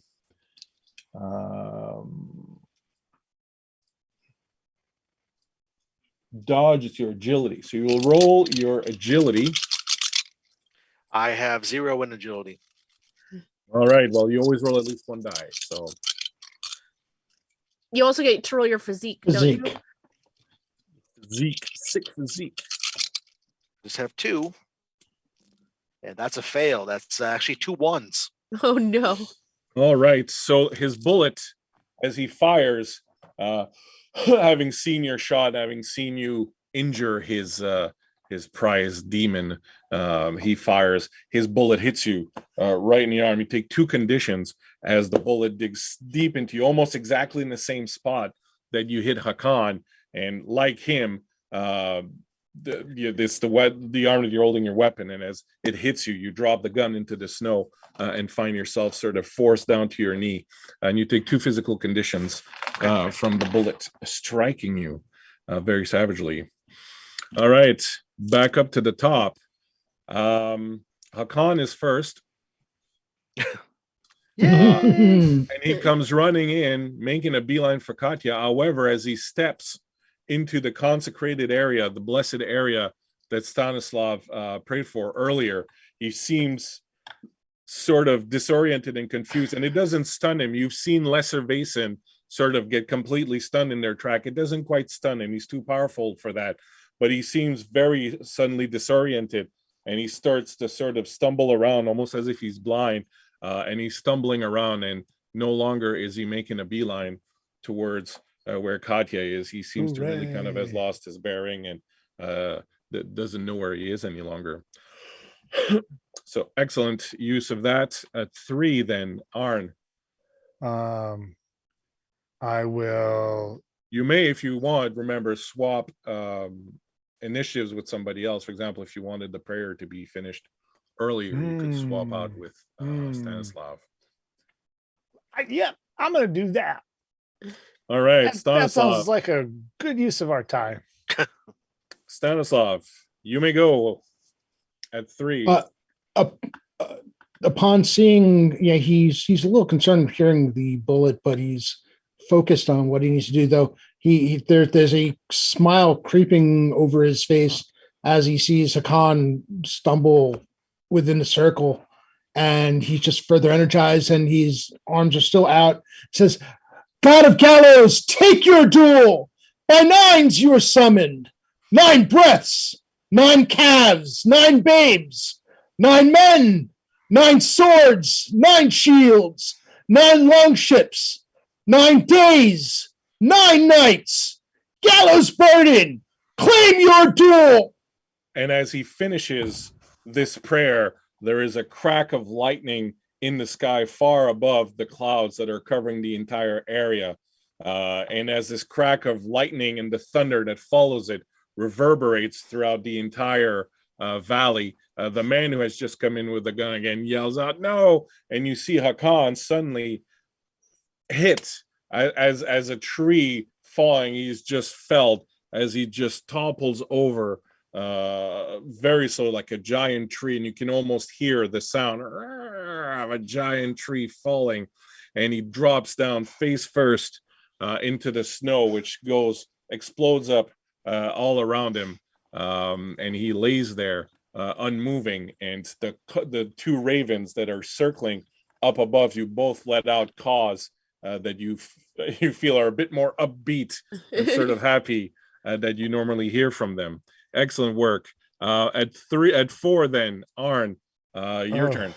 I'm torn. Like, do I just run in and do the axe, or but there's this guy here with a gun. Finish it! I yell.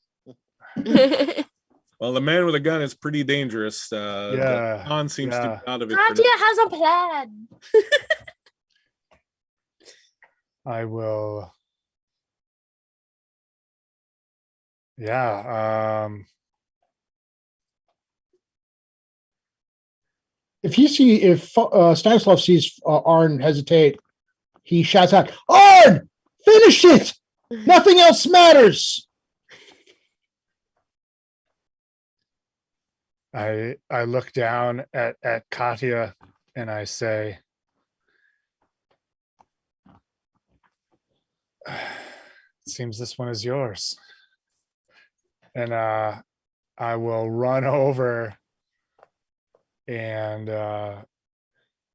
just to kind of like as I'm like, I kind of shove my pistol, because I feel like I pulled my pistol out, shove my pistol in my pocket, and kind of heft the axe and run over. And I think, as he kind of runs over, he kind of steels himself, by remembering other people that he has helped, through his investigations, whether it's Katya in this case, as a person I've helped, or I don't have those notes in front of me, but other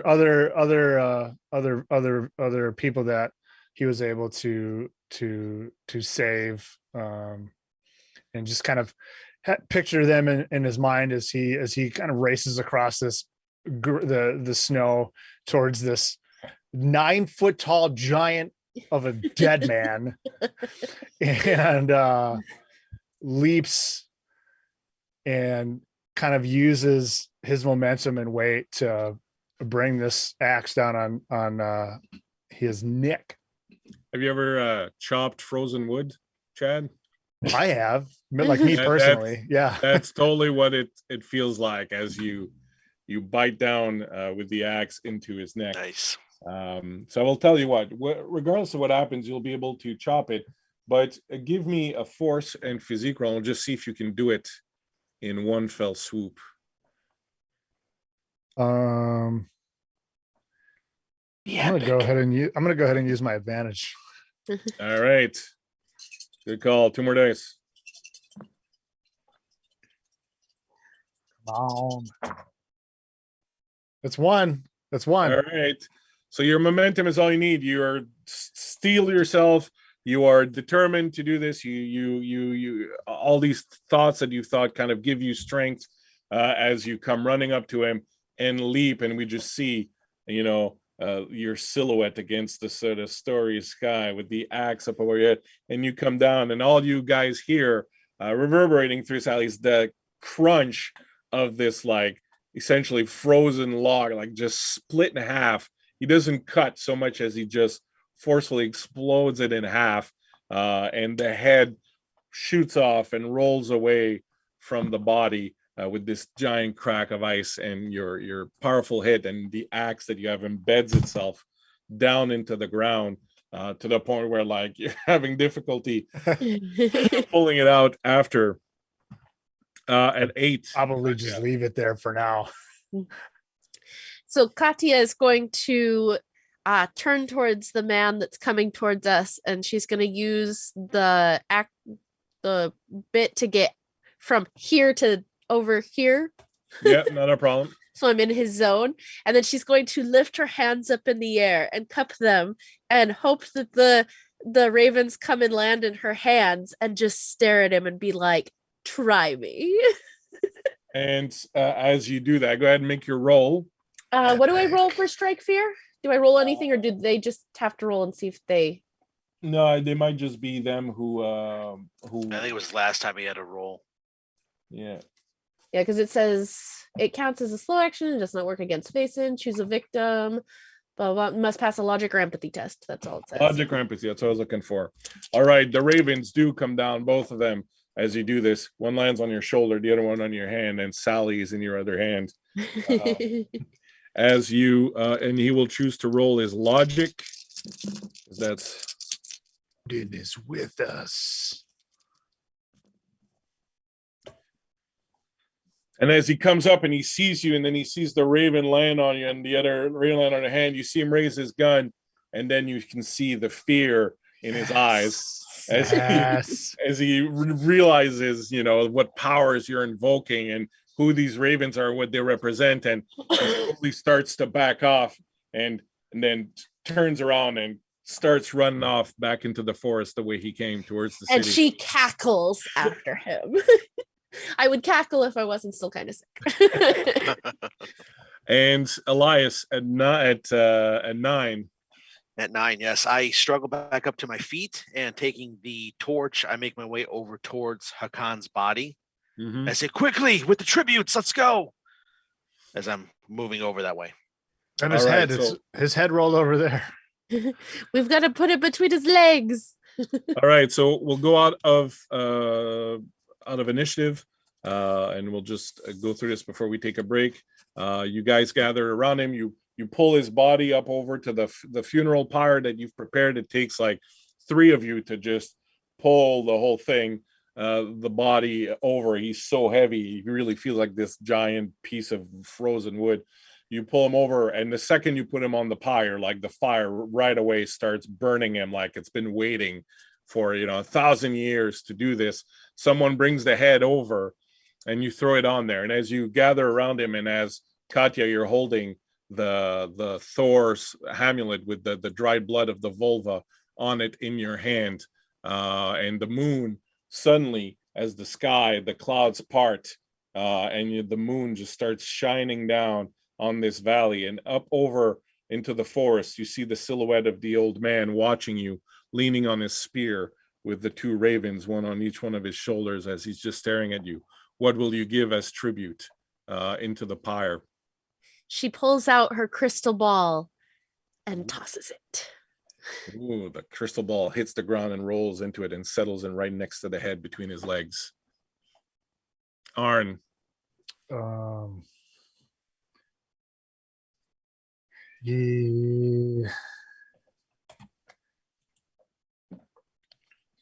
Yeah, he pulls out his prized magnifying glass. Ooh, really? And he says, sacrifices must mean something.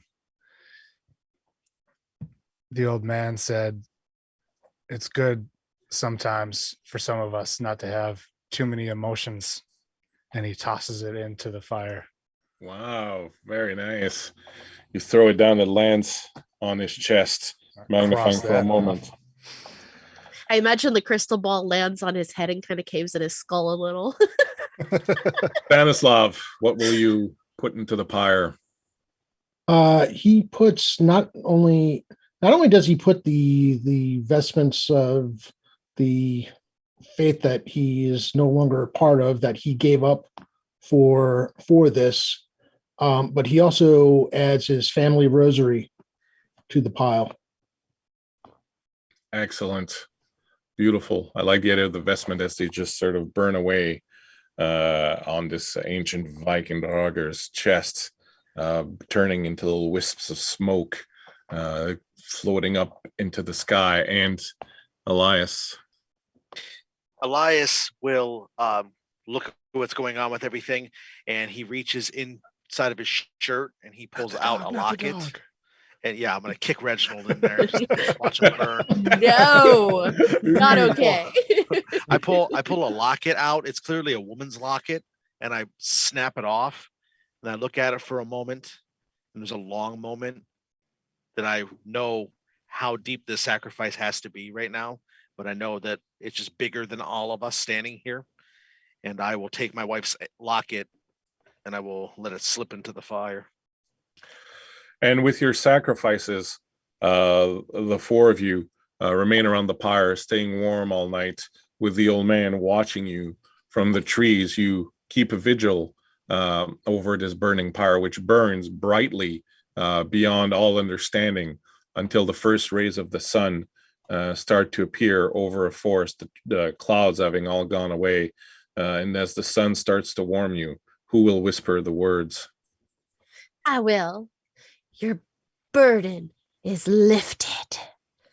And as you say this, one of you draws the Othal rune at his feet, and with this last part of the ritual, the fire extinguishes itself, and you busy yourself burying the remainders of the body before turning back to heads back towards Uppsala, which we will do after the break. Excellent job, everyone. Beautiful. I love this scene. It was great. We'll take a short break and we'll be back after and see what the final mystery of this little adventure is. Thank you very much. There's more. But wait, there's more. There's more.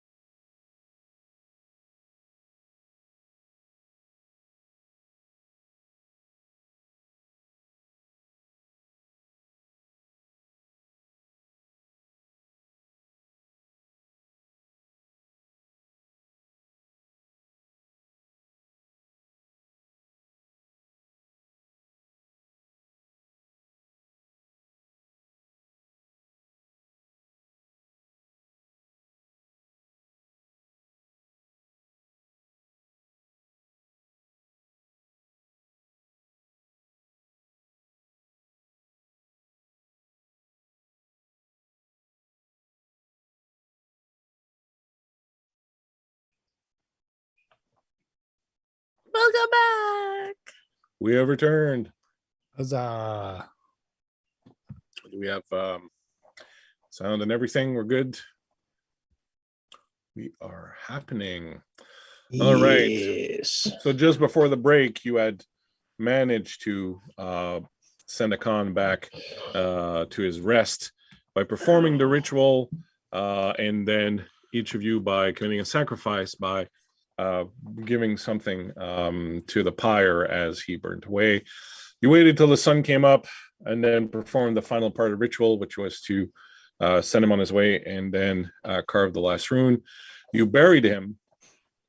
As you were burying him, the old man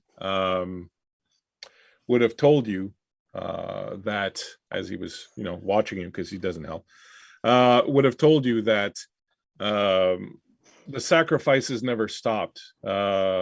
He's aware that at some point, the man who just ran away from you, Yorth, had been told to cease and desist, but I'd continued to carry on the sacrifices. So whatever problem you feel might have been brought on by the fact that the sacrifices had stopped, because that's what you were operating under, this idea that the sacrifices had stopped happening, and so Hakon's curse was affecting the Hellstroms. Apparently, that is not so, because the sacrifices were continuing. Hakan was perfectly sated, perfectly content with what was happening. So there's something else you now know that was going on. On your way back, you come across a dead body out in the forest that the ravens are pecking at. And it is the man that you saw in the village, the man with the wolf fur pelt on, and that Kristen sort of scared to death. Katya scared to death a few minutes ago. When you search his body, you find he's got like a bandolier pouch, and he's got bunches of papers and things. And as you go through them, a couple of them sort of stand out to you. You find a few letters addressed to Gustav Yorth, who he knew was his father had been the right-hand man of Oscar Hellstrom. And you would assume that Gustav was his son, who has taken over as the foreman of the logging company. You find a few letters. The first one reads, Yorth, this is the last time I will say this. The lumber operations are shutting down in June, and I need you to stop the offerings. My grandfather and father may have done business this way, but we now live in civilized times, and we will no longer be feeding poor innocent souls to that monster. Cease and desist now. And it is signed Magnus Hellstrom. A second letter reads, Yorth, I hope you've put an end to that other matter. We have one more thing to handle. I need you to send me one of your most discreet and capable men. There's been an unfortunate accident, and we need to dispose of a body. I trust you can handle this. Your man can find it in the laboratory downstairs. Have him use the tunnel. I don't need to have his ilk seen wandering around my house. And in the third letter, Yorth, your savages took a watch from the girl's body. I want it back. See to it.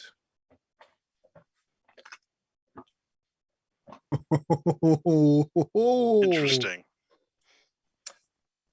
So pondering this, and I will give you some time to discuss this shortly here.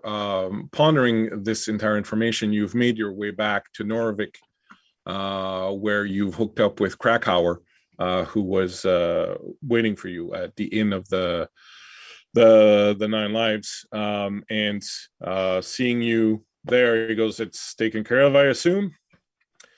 Oh yes. Katya lifts up Sally and has Sally nod. You'll climb back aboard the coach. The old man, standing off into the edge of the forest, will wave at you once before whispering to one of his ravens. And as he turns to go back into the forest, one of his ravens will fly off and come back towards where the carriage is and land on the carriage. and go with you. Would you have wanted to say anything to the old man before departing? Katya would have stopped for a minute, ran back to him and shook his hand and said, I think I'll be seeing you, and then runs back off. He'll just sort of give you a little knowing grin at that. Anybody else? Kind of tip a hat to the Grey Wanderer. And we'll tip his to you. What else can you do? And just before you leave, he says, I guess you've earned at least this much. You may call me Fjolnir Borson. Should we meet again in the future? Mr. Wednesday. Oh, wait. All right. So you will take the coach back. Krakauer will see you back safely to the nearest town, where you'll get back aboard the train. Once on the train, Stanislav will be able to tend to Elias's wounds, and in the few days that it takes to travel back to Uppsala, your wounds, your conditions will be healed, Elias. And while you're on the train, so I'll just remind you, of course, the watch you have found, right? If you need that, those details. Yeah, I was just thinking about that watch that we found. That's the one that says... Find yourselves, all of you. You find yourselves in your little train compartment. Once everyone has kind of fixed the wounds and so relaxed and gotten some rest, and you meet to discuss these last few changes. And I will, as you're talking, I will copy these last 3 letters that you found into the Google Doc. And we have the pocket watch, which has an inscription in it that says, N, our love is pure alchemy, R. Yes. I actually pulled that watch out because I've actually, when we took it, I attached it to my vest, so I still have it. Just pull it out of my pocket and I click it open, just look at it for a moment, close it up, and I'll hand it over to you so you can investigate a little bit more if you'd like.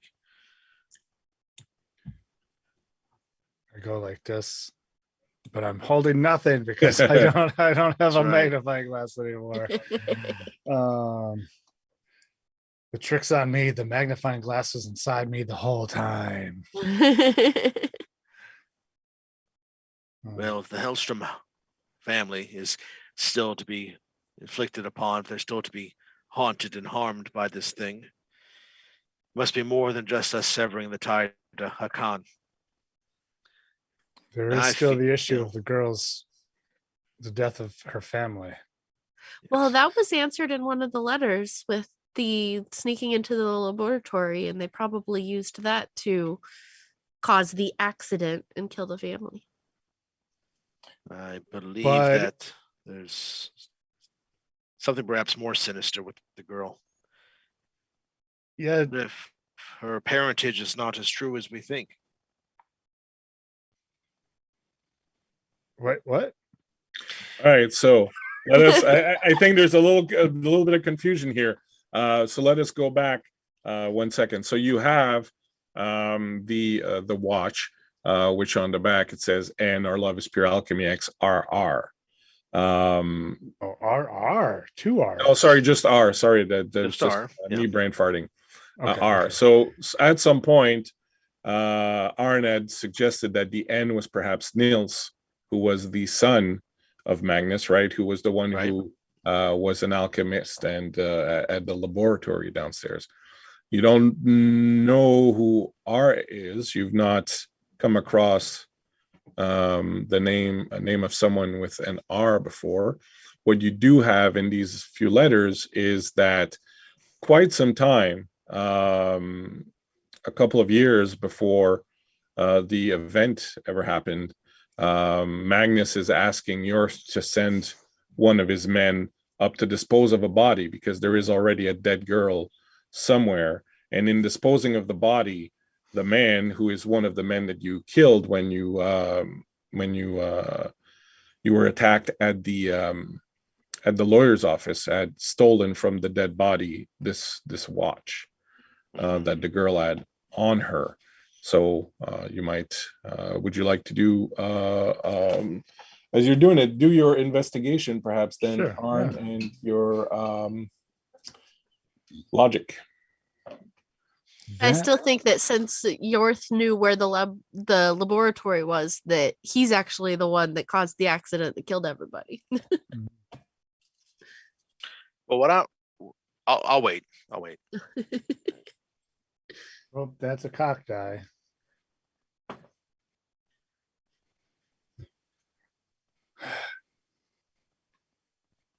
I'm gonna push.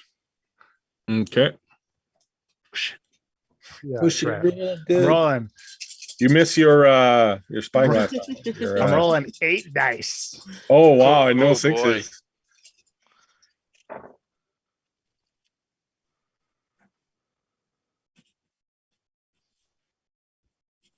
Well, we should just take this train all the way to Oslo and get the hell out of here. Back to America, old boy. Back to America we go. 16 dice and not a single six.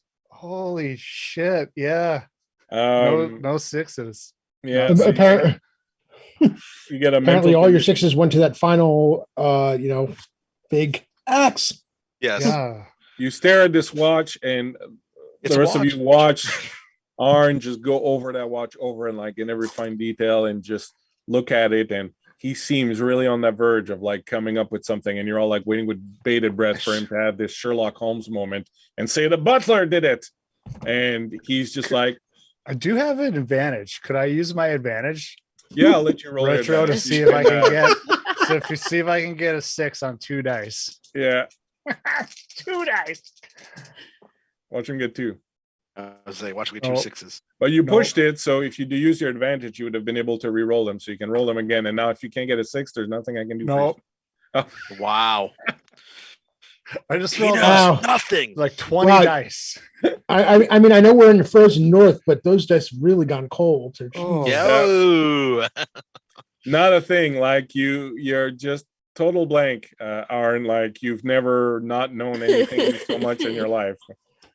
I didn't realize he was so so buffed by the presence of Father Stanislav. I would That's have it. That's held on to the Mirage for a little while longer. the power of Christ was compelling us. It's true. I It's guess. it's clear then that you're missing something, and Arn for all this prowess just can't come up with it. Does anyone else have something they think they're able to do to get So some? we Try with believe- observation on it. Perhaps there is a spirit that resides. What were you gonna say, Lingers within this watch. I was Elias? just going to say that we believe this pocket watch holds the key to everything. Like this is the clue we need here. Then Katya wants to try and call Niels. Okay, and Really? Elias, what would you like to do? Well, I will just say there may be another way, and they'll notice that my hand twitches towards my knife for a second, but then Katya can do whatever she was going to do. All right, so Katya, go ahead and give us your roll. I got 1 success. All right. So you try to summon up your friend in mind, Nils. You're having difficulty. It seems that because you're so far removed, you're days away from the area where Nils would have been buried or where he would have been, and he's never been here. You find the connection sort of very tenuous. You kind of get the feeling through the distance. There's like a deep, far echo that you think maybe you can kind of touch. That might be Nils. You get the feeling you might be able to kind of ask a quick question, but that's probably the best you're going to be able to get because you're so removed from the area where he is. But I will say you can go and ask him a question. And Who is it that you had alchemy with the initial R? And you'll hear very distantly Reina sort of echo, but there's a very, very deep sense of sorrow attached to it, almost as if that is the answer that he would give, but that it is tainted somehow. I think I got the name of the girl, but it might not be the real name.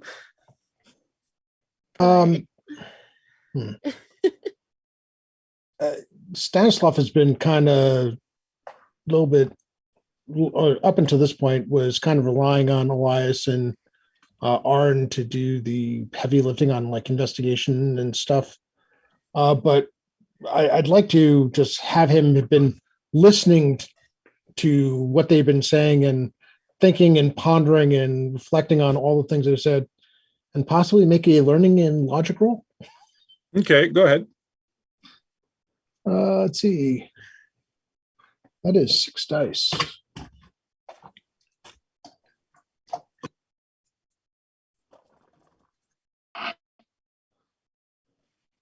That's 1. Okay, that's good. So Okay. as you're thinking upon this, you keep going back to the image that has popped up over and over again of the triangles laid upon each other. And as you're thinking about this question and sort of everything, and you're thinking about the triangle, you kind of get this little flash of inspiration that there's someone missing. There's probably a triangle here. You have Niels, Reina, and there's probably like someone missing that you don't know about that finishes this triangle and closes it off and sort of connects it. I'm very sorry, everyone.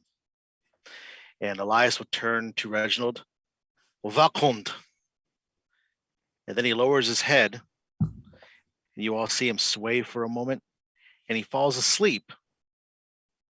And for a long moment, nothing seems to happen. And then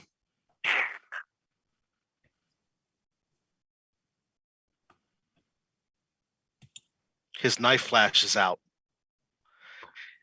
And he pulls back his sleeve. And he's staring straight ahead. He slices another line in his arm. And his eyes start darting around like he's watching something. He reaches into his shirt, into his vest, and he pulls out a quill. You would typically write, not pen, I guess you could say. And he dips it in his arm. And he starts writing on he starts writing like there would be paper in front of him, but he's not sitting at a desk. He starts writing on his pant leg in his blood. Just staring completely forward, continues to write. Every once in a while he'll stop. Continue. Like he's listening to people tell him something. So Stephen King does it. Yes, right. And he'll do this for a couple of moments. And you'll notice that he's actually writing in not English, I guess. I don't what language do we speak here in this world? Is it Scandinavian, Danish, something like Swedish? That? Swedish. He's not writing in that. He's writing in something else. And after a bit, he'll just stop writing, and then his head lowers. And he seems to be asleep.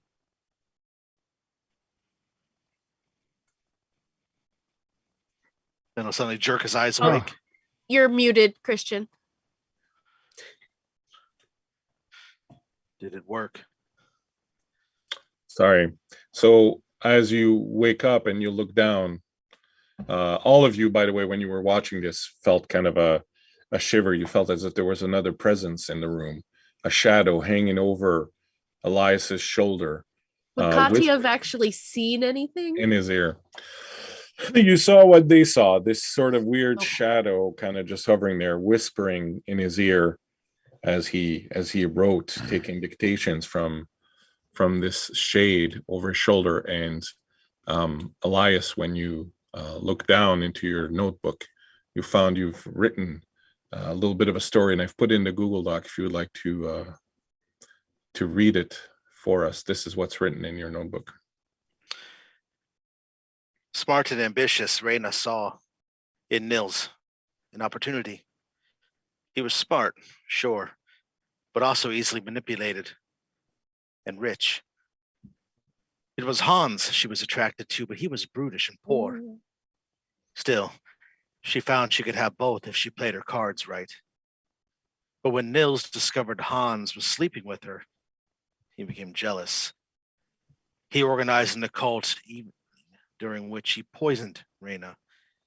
It looked like an accident, but he convinced Hans to help him hide her body, which they did by burying her in the basement of the castle.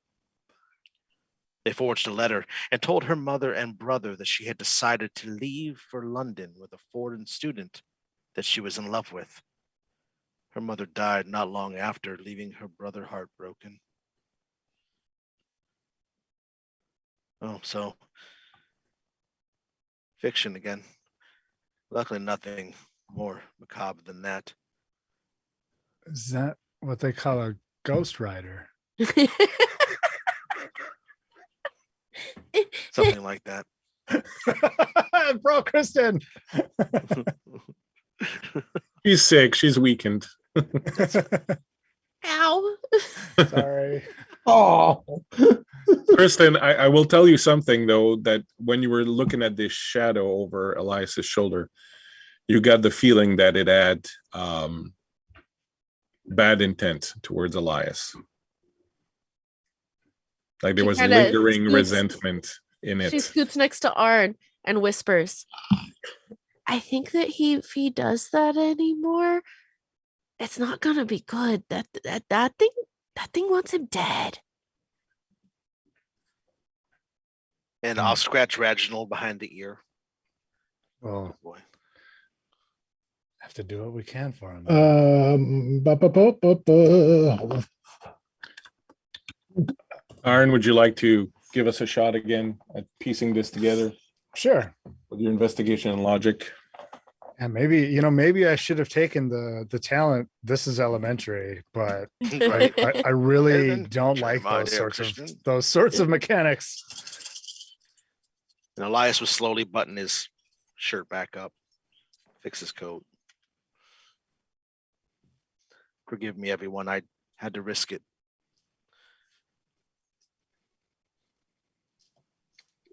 I'm gonna get frightened. Oh my goodness. Oh, wow.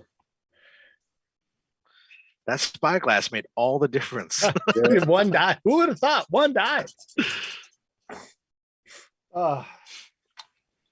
Great Odin's beard. One success. All right. Wow. Wow. Yeah, wow's the word. We're gonna end this on a treasure, but one success is enough. So you remember Arn, one of the books that you'd found, the one where you found the ritual to banish the revenant had rituals to banish other types of Vaesen in it also, including one to banish ghosts.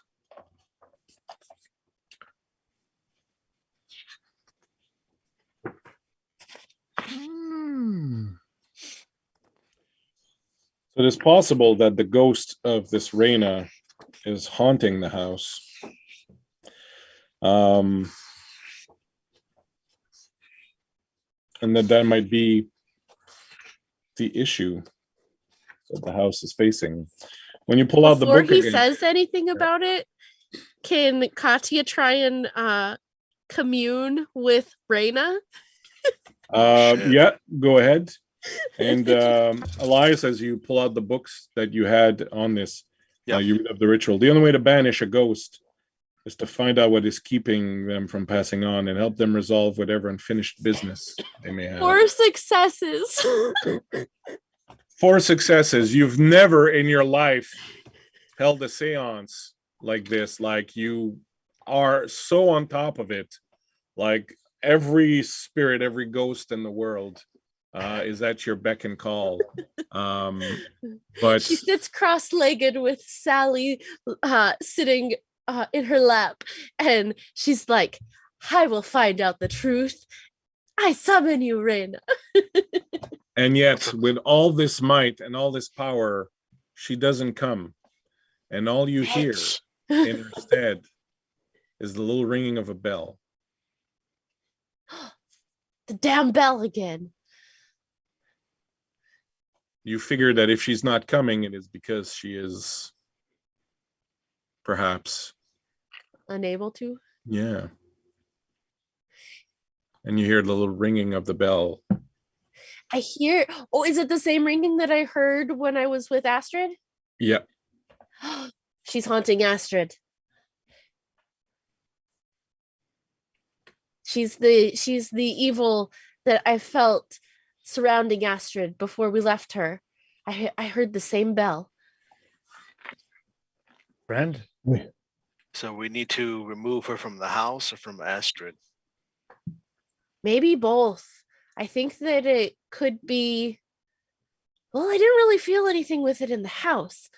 I feel like since Astrid survived, she's clung to her.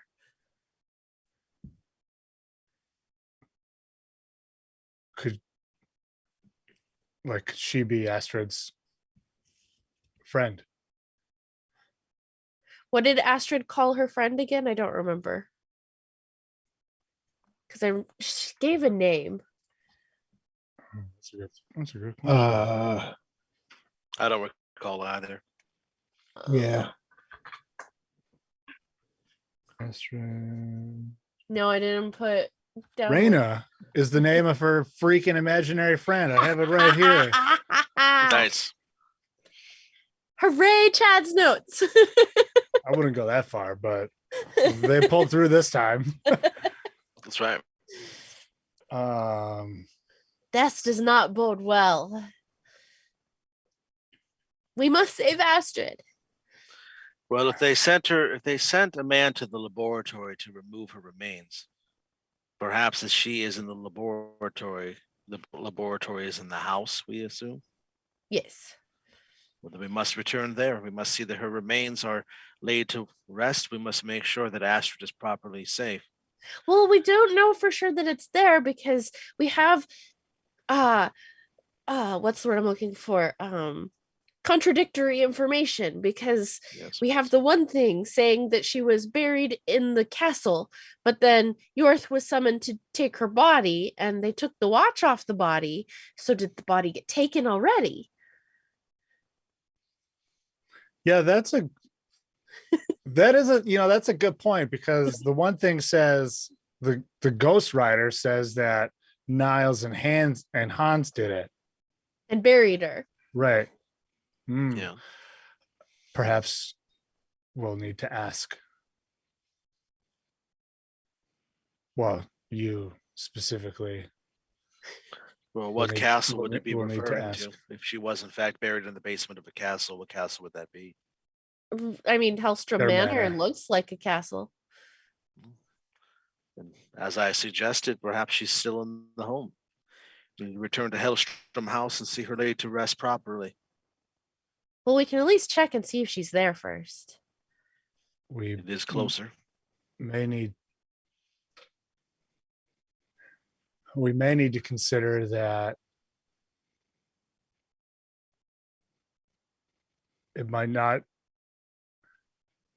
be entirely the best option. How so? Well, if this Raina is honestly Astrid's friend, leave her be. Perhaps we can let bygones be bygones, but because Raina did lead her out of the house. Didn't. I will just slide in here to remind you again. The ritual to banish a ghost is you have to solve the issue that is plaguing the ghost, that there is something, a problem, or right. And well, maybe if we just go talk to Astrid and tell her what we have learned about her brother and Hans and Raina, the truth will set her free.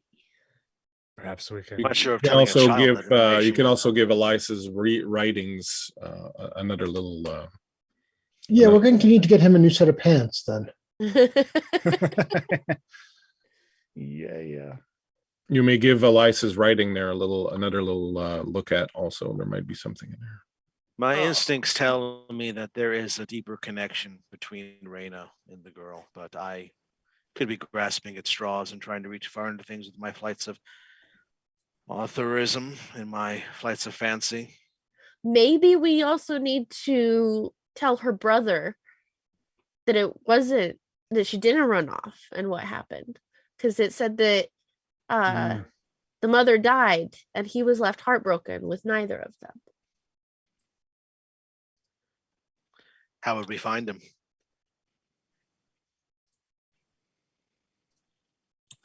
I mean, regardless, we need to. Everyone probably still lives here.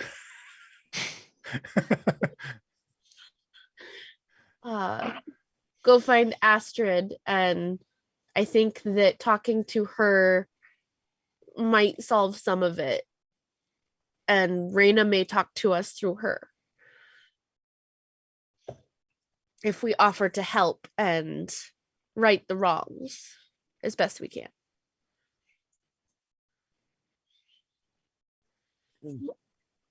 So off to Elstrom House then.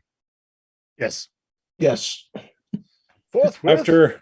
After a few days of travel by train and then by coach again, you finally arrive once more at Hellstrom House. Tired, bone weary, head still sort of spinning from all this and trying to understand and figure out what's what. When you arrive, you see there's another coach there that is parked in front of the house. And when you start to disembark and Krakauer starts to pull off your luggage, he's like, "Oh, looks like the boss is here." Boss as in Berthold or Astrid? Well, or someone else entirely. That's Berthold's coach. Oh, okay. I'll get these things in the house if you want to go ahead. Yes. When you walk inside the house, Katya, suddenly sort of feel the presence of Reyna much more concretely than you had when you were trying to summon her sort of later on. And again, as you step in, you hear that little bell kind of ringing in the distance, and you get the feeling that you're probably in the right place. You find in the drawing room, Bertolt standing in front of a little fire that he started. There's a couple of workers around that they're fixing some stuff and kind of cleaning. There's some cleaning people, and they're sort of making the house, more ready for you guys, pulling down some dust sheets and kind of filling, fixing some of the windows and whatnot. And when you come in, Bertolt looks and goes, well, was it a fruitful voyage? Oh, yes. What have you discovered? Where to begin?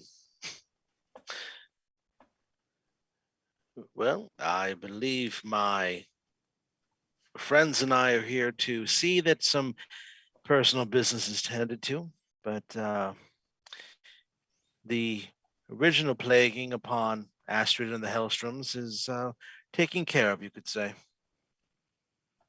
We sought out a man who helped us put things to rights. And do you think that everything is over then? There's some last little things that should be dealt with. Such as? Well, what do you know of a girl named Reyna? Reyna. As Krakauer is moving by with your luggage and stuff, he just yells out, Nils's girlfriend, boss. Oh, yes, Reyna, yes. Some young woman Nilsson met at the university. He was quite taken by her. I think they saw each other a little bit, or she was around, but then I believe she left perhaps to go to university somewhere else. He was quite heartbroken about it, but it was clear she was just a gold digger. I don't think that there was anything real there, but Nils took it very hard. Well, he definitely took it very hard because she was also seeing this Hans, and he found out, and they plotted together. Hans was Nils' best friend from university. A bit of a roughneck, but well, they killed her. Preposterous. Nils could not have harmed anyone. He was an intellectual. Where was his laboratory? I'm sure we can find the bone. He's got an office downstairs. Then perhaps to the office. Before you go, you should know Astrid is here. She's downstairs also. She wanted to be here when you arrived to hear what you'd found. I think she wanted to go down and be amongst her brother's things. Good. Opportune. We should definitely go down now. Our words will be for her alone then. Very well. I'll wait here. So, if you wish, you may look at the owlbear. We'll be right back. Nope, I shouldn't have said it. I killed all of us. I've said it. So when you go down the stairs, which you hadn't gone to yet, but you find yourself in. So you come down the stairs. Come on now. And in the sort of main area here, there are a couple of statues of ancient knights and so on and so forth. From some centuries ago. There's a door, of course, over here at the other end, and there's a door over here. This door is ajar. Ever. We still can't see it. Oh, you still can't see it? Yeah. Yeah, even loading locally, it's not coming up. It's a slow. We got the slow death. Slow death. Well, it doesn't matter for now. Anyway, so you come down, there's one of the doors is ajar, and you can see like firelight as if from a fire sort of coming through it. And you step through. Yes. Aha! You've fallen for the trap. No. So you walk into the real Hakan comes out. No. That's right. You would have gotten away with it if it wasn't for you meddling people. Yeah. You walk into what is a little study. There are bookshelves lining the walls. The floor is stone because this is sort of a basement. There's a big fireplace with a couch and a couple of big comfy chairs sort of in front of it.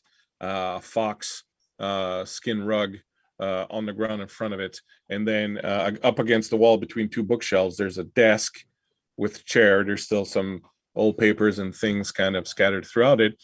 And over in the right-hand corner, there are the remains of what appear to be, alchemical laboratories, but very, very few things, like just a few little items that you would expect to find in any sort of student's sort of home chemistry set. Nothing excessive or anything like that.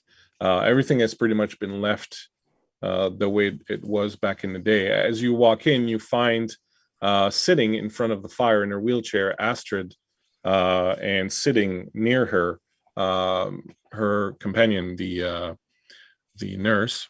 I will put their.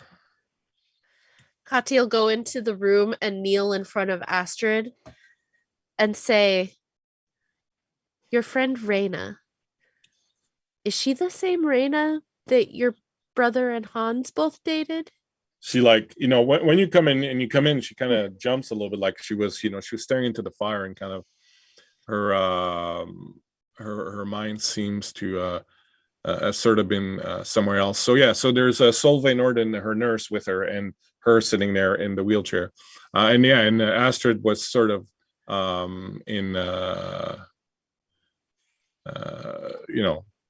lost in her thoughts, and she kind of jumps. She goes, "Oh my, you gave me a fright.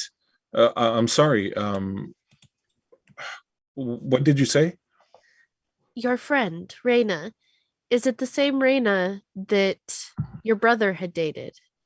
Oh, well, No, I don't believe so. My brother's friend barely ever spoke to me. I was just this silly little girl, and she really had no time for me. Why? Well, from what we've uncovered, she was also dating Hans. And when Niels found out, him and Hans plotted together. And in this very room, they poisoned her and killed her and made it seem as if she had run off. She like total shock. Like she's like, what? While this is going on, I'd like to know what the other three are doing. So we'll start with Chad here, just below me in the camera. What is Arn doing as Katya is having her discussion with Astrid? Yeah, I'm Arn's probably, we haven't been in this room before. Right. So if this is Nils's office, he's definitely interested in like, what's over here on the desk? What's in the bookshelves? Like what kind of clues can he glean from this room and the items that are within it? All right, so fire off your investigation roll. What is Elias doing? Thinking this is a lot to dump on a kid, but I'm also just kind of looking around, keeping an eye out on things. Maybe I do a motion to Reginald for him to maybe sniff around the room, see if he knows anything out of the ordinary. And Stanislav. Keeping a close eye on both Astrid and the nurse, just trying to basically read them. Okay, so you can. All right, so go ahead and also give me perhaps investigation also roll, I guess, Elias and Stanislav. Go ahead and give me your observation and empathy roll. Is it safe to assume that my mental conditions have gone away due to all your train conditions ride? have gone away during the trip over here. So just let me know, make your rolls, and then let me know what you're getting. Well, let me be the first to announce that I'm back, baby. Two successes. I'm gonna push my roll because I got 0 successes, and when I pushed, I got 1 success. 1 success for Elias. And 3 successes. Nice. So we'll start with Elias. As you're sort of looking around and going around with Reginald and kind of taking a look, you find something a little odd. One of the bookshelves on the side has kind of been defaced as you see that someone has engraved something on the side of the bookshelf. And when you take a look at it, you see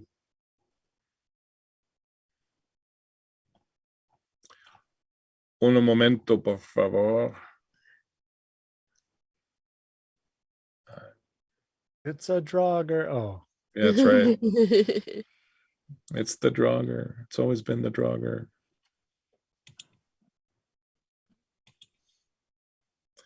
Where is it? I moved it at some point because you didn't find it the first night, and I moved it somewhere else that you could find it again. And now I can't find out where I put it. Damn you. Oh no. The letter, the occult paraphernalia. Oh yes. So Elias, you find carved as with a knife in a very sort of remote part of the back or the side of one of the bookshelves. You find the letters HE plus RS. E plus RS. Yeah. Hans and Raina. And as you, when you sort of see it, you realize that if you were to be sitting at the desk and were to, sort of happen to glance over in this direction, you would see that. So it looks like it's been placed there. It's not like super obvious, like it's scratched pretty small, but it's clear that it was sort of put there to thumb a nose at someone or kind of, taunt somebody. Yeah. That's right. Okay. Arn, being back, you're sitting at the desk, sort of going through the papers, looking through the drawers, so on and so forth. And as you pull one of the drawers, it kind of catches a little bit, and you have to jiggle it in order to kind of pull it out. And when you manage to pull out further, you investigate and you realize that in the top, sort of inside the desk itself, in the drawer, when you slid your hand, there's a button there that you might push. I'll push it. All right. Meanwhile, while this is happening, Stanislav, with his super duper three things, is staring intently at Astrid and everybody else. That's Eunice. Astrid appears to be Stanislav, very taken aback by this. You don't doubt her reaction. She's very shocked and horrified by everything that Katya is just like kind of dumping at her. Like, you can tell that she's like, you know, even maybe about to go into shock. Like, this is sort of very kind of heavy duty. But the thing that catches your eye as you're kind of getting ready to maybe step in and go see Astrid and try to comfort her, kind of, is the fact that around her waist, Solveig, the nurse, has a little bell attached to her belt. Damn you, Sylvie.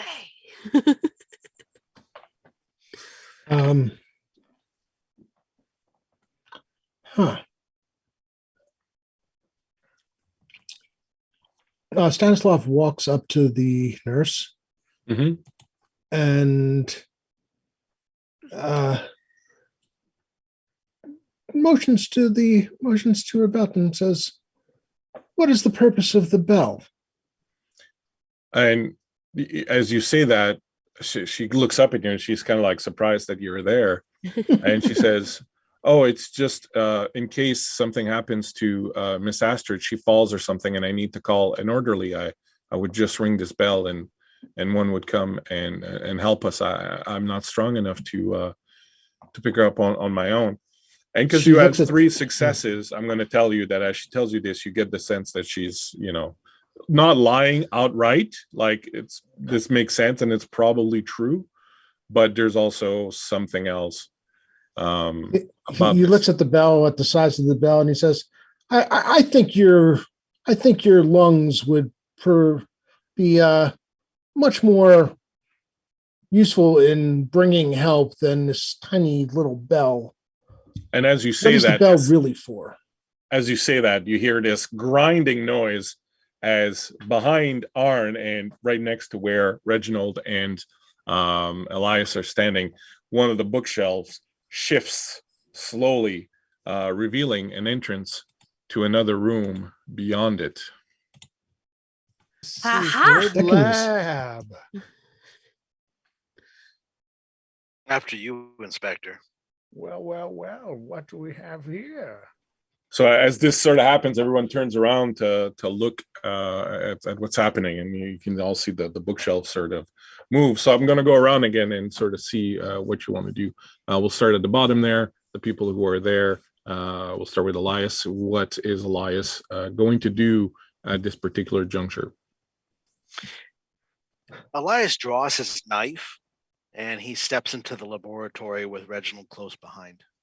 Okay. Arn. Arn will kind of look to Katya and, you know, maybe make eye contact with her and give her a nod, like, okay. And he is gonna go check out this secret lab. I love secret labs. Stanislav. Oh, you know, with his newfound freedom, he's going to take the opportunity to escort the nurse into the lab by the arm. So I'll come back to you in 1 second. Katya. Katya is going to grab both of Astrid's hands and say, I think we're about to find out what truly happened. Do you want to go into the secret room that was just revealed? So as you say that, you see she's shaking and she looks at you and her eyes go wide as they turn up inside her head, and she kind of goes into a kind of shock state as she leans back. She wants to do a medicine check. Do your medicine check. Father Stanislav, as you go to grab Solvay's hand to sort of take her with you, she kind of recoils from you, and suddenly her face changes. And you see standing before you what I am going to place on your shared document. I'm pushing that. Okay. It's like the last session, and we're all just falling apart on the dice roll. It is. It really, yeah. Got 2 successes. Yeah. Oh, beautiful. Oh, wow, that's pretty. That's awesome. For those of you who can't see this at home, she's pretty creepy. So as you see her in recoil, Stanislav, you see her face has changed. Her eyes have sunken and are just dim points of light. Her mouth is very wide and laced with a bunch of sharp teeth. She has an old It cowl. looks like an hair. anglerfish.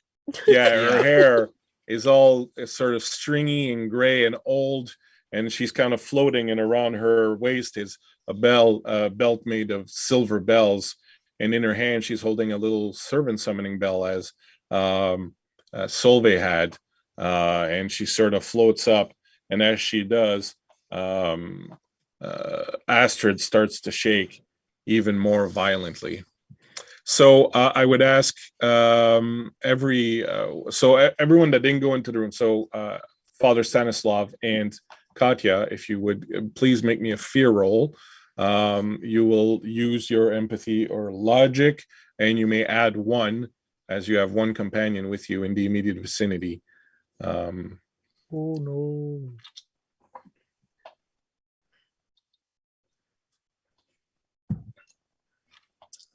Two 6s. Noise. 3 6s. At this point, you guys, this is like, we faced the Hakan. This is This is peanuts. you barely sort of react as you see that. You sort of just stand up and kind of see her hovering there, and you hear her say, if I will take her with me. I will not be separated from her. Her voice is kind of spectral and rings out throughout the room. I will go again now and go around to each of you and see what you wish to do. So in the laboratory on the other side, I will describe what you see, and then I'll ask what everyone wants to do. When the 2 of you, Elias and Arn, walk into the laboratory, it's this vast room. You see, as you can see on the map, there is some amenities. There's a fireplace, some chairs, so on and so forth. There's a lot of bookshelves all around. The place is littered with sort of occult memento statues, but it's a big hodgepodge. There's like some Egyptian statues. There's other things you don't even know what they are. There's iconography from all sorts of different types of things. It's really kind of like just sort of a quilt of different kinds of notions of the occult and the supernatural and all that. You do see planters around with like different types of plants. In the far corner, there's a much more elaborate alchemy laboratory that takes up like most of a corner in the room, and on the ground, on the cold stone floor, there are several symbols drawn, like occult sort of symbols. You remember when you found all that paraphernalia upstairs in Magnus's office, all these books, and you had determined that most of them were just junk. They were just kind of like popular, fake occult, fake supernatural stuff. A lot of the things in here are obviously drawn from that. None of the things that are here sort of ring true to you as being really occult or sort of really supernatural. But one of the things you notice, there's a big statue sort of at the center with like 4 faces kind of around it. And the thing that draws your attention as you walk in, just before you hear the commotion behind you, right there, is that on the ground over here are traces of what appear to be blood on the ground there. So as you sort of walk in and take in all of this, and the entire room has a very oppressive atmosphere, you do feel a kind of sort of lingering malevolence, or something bad has occurred in this room. You can totally kind of just feel it as you walk in. And then as you're about to sort of step in and go further, you hear the father, you hear Stanislav and Katya, you react behind you, and then you hear this sort of spectral voice that says, "You cannot have her. I will not let her be taken from me," sort of thing. Now let's go around and see what everyone wants to do. And I will go with, again, just starting with the order which I see you, Chad. Oh boy. Yeah. I gotta stay the course.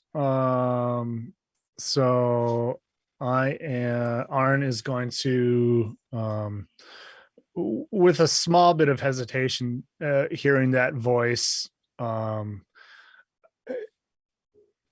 he is going to move across the room and see what he can glean from this gore splatter. The gore splatter. Elias.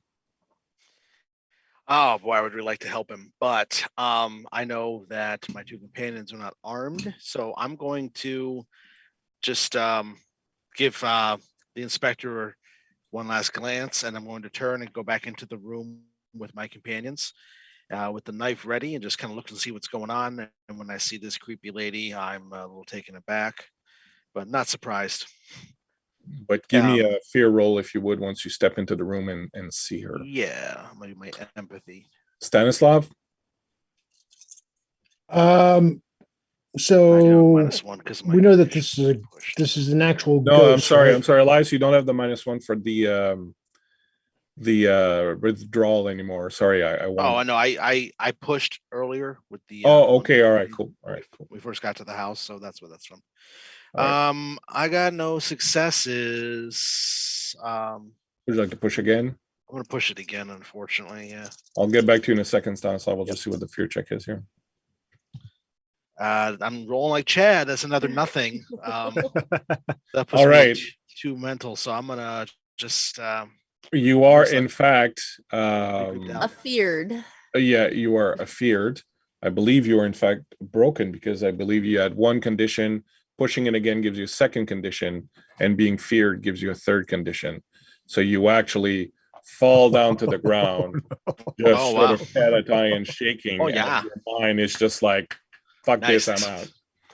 Your mind's like, yeah. But when you did your fear check, though, did you roll an extra dice for your companions? So you would have rolled one for Reginald, and one for each of Katya and Stanislav. So that's 3 extra dice. Did you roll those? I'll roll right now. Yeah, That's a nothing, and then on the push it would have been again. All of that being said, it's just one. Okay, well, one is good enough. So you have 2 conditions instead of broken. Okay. But you're not afraid. Like, you feel the fear coming at you, Yeah. just in your mind. But at the last second, you see your companions. You feel Reginald's presence by you. You steel yourself, and you remain there. Good job, Stanislav. I'm sorry, you were saying. What will you do? So now we know that this is an actual ghost, and but as far as we know, the only way to get rid of the ghost is to solve the problem, the ghost problem. Stanislav's first idea to solve the ghost problem is to exorcise the ghost, but, which I could try. The one thing that he's learned is the fact that, his faith is enough. He does not need the church.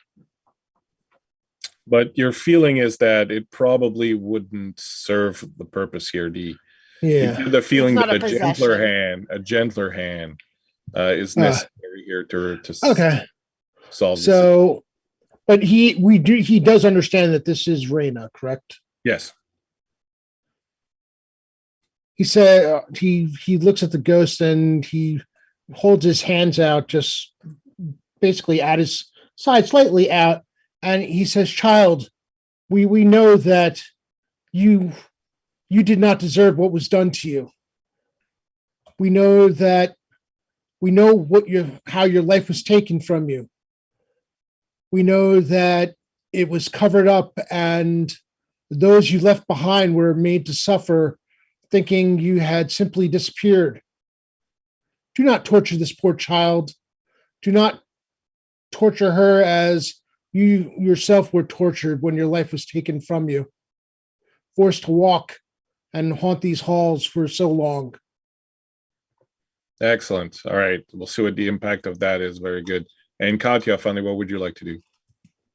Following Stanislav's kind of lead, she wants to do persuade with manipulation and be like, Astrid is not the one you wish to hurt. Niels did this to you. Hans did this to you.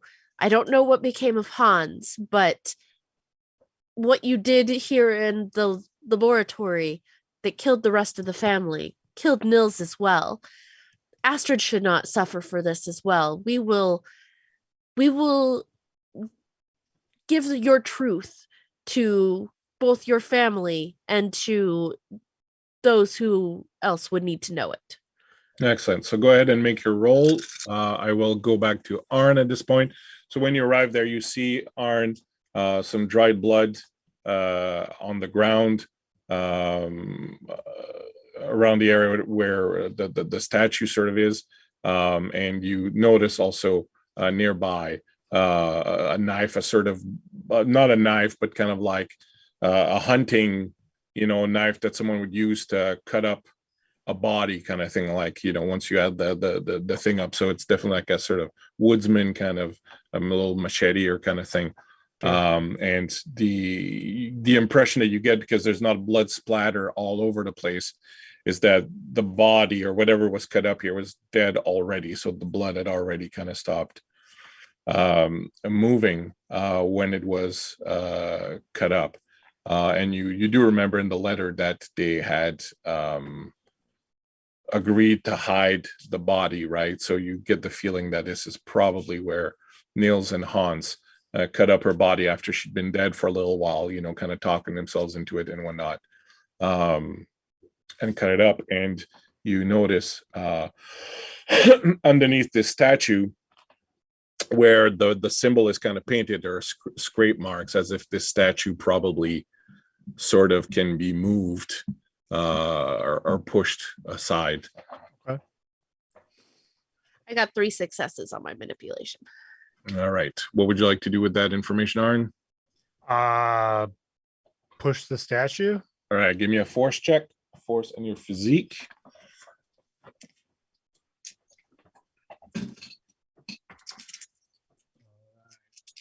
Come on, 3 physique. You can do it. You can do it.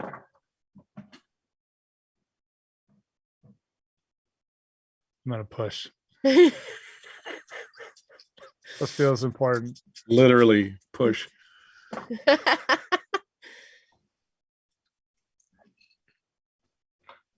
Gasping with effort, Arn says, Elias, I need you. It does not. Oh my goodness. Elias, what would you do? Well, you said that I was all freaked out. Yeah, you managed to withstand the fear. So I can tell that they, I look to the former father, and they seem to kind I know of. He's got this under control. Under control. Yeah. So I'm going to turn. I go sprinting back into the room. Reginald outpaces me. He gets to Arn first, but I come running up, and I'm going to try to help him. All right. So you guys can roll again, and in this case, one of you rolls, and the other one will give a +1 bonus. So whoever's the highest. I'll give you the bonus. This is physique force. Is that what this is? Yeah. I would be rolling 2 dice. You give me the. Apparently, I need to be in there because I would be able to I roll made like 5. I made a super frail alien crackhead writer. I don't have any physicality. I'll roll. You can add an additional one for Okay. Reginald also helping you as he grabs something and starts to pull. Jeez. You have your advantage still? We got advantage. I know. I used it. Used it. Okay. Yeah. I got a success.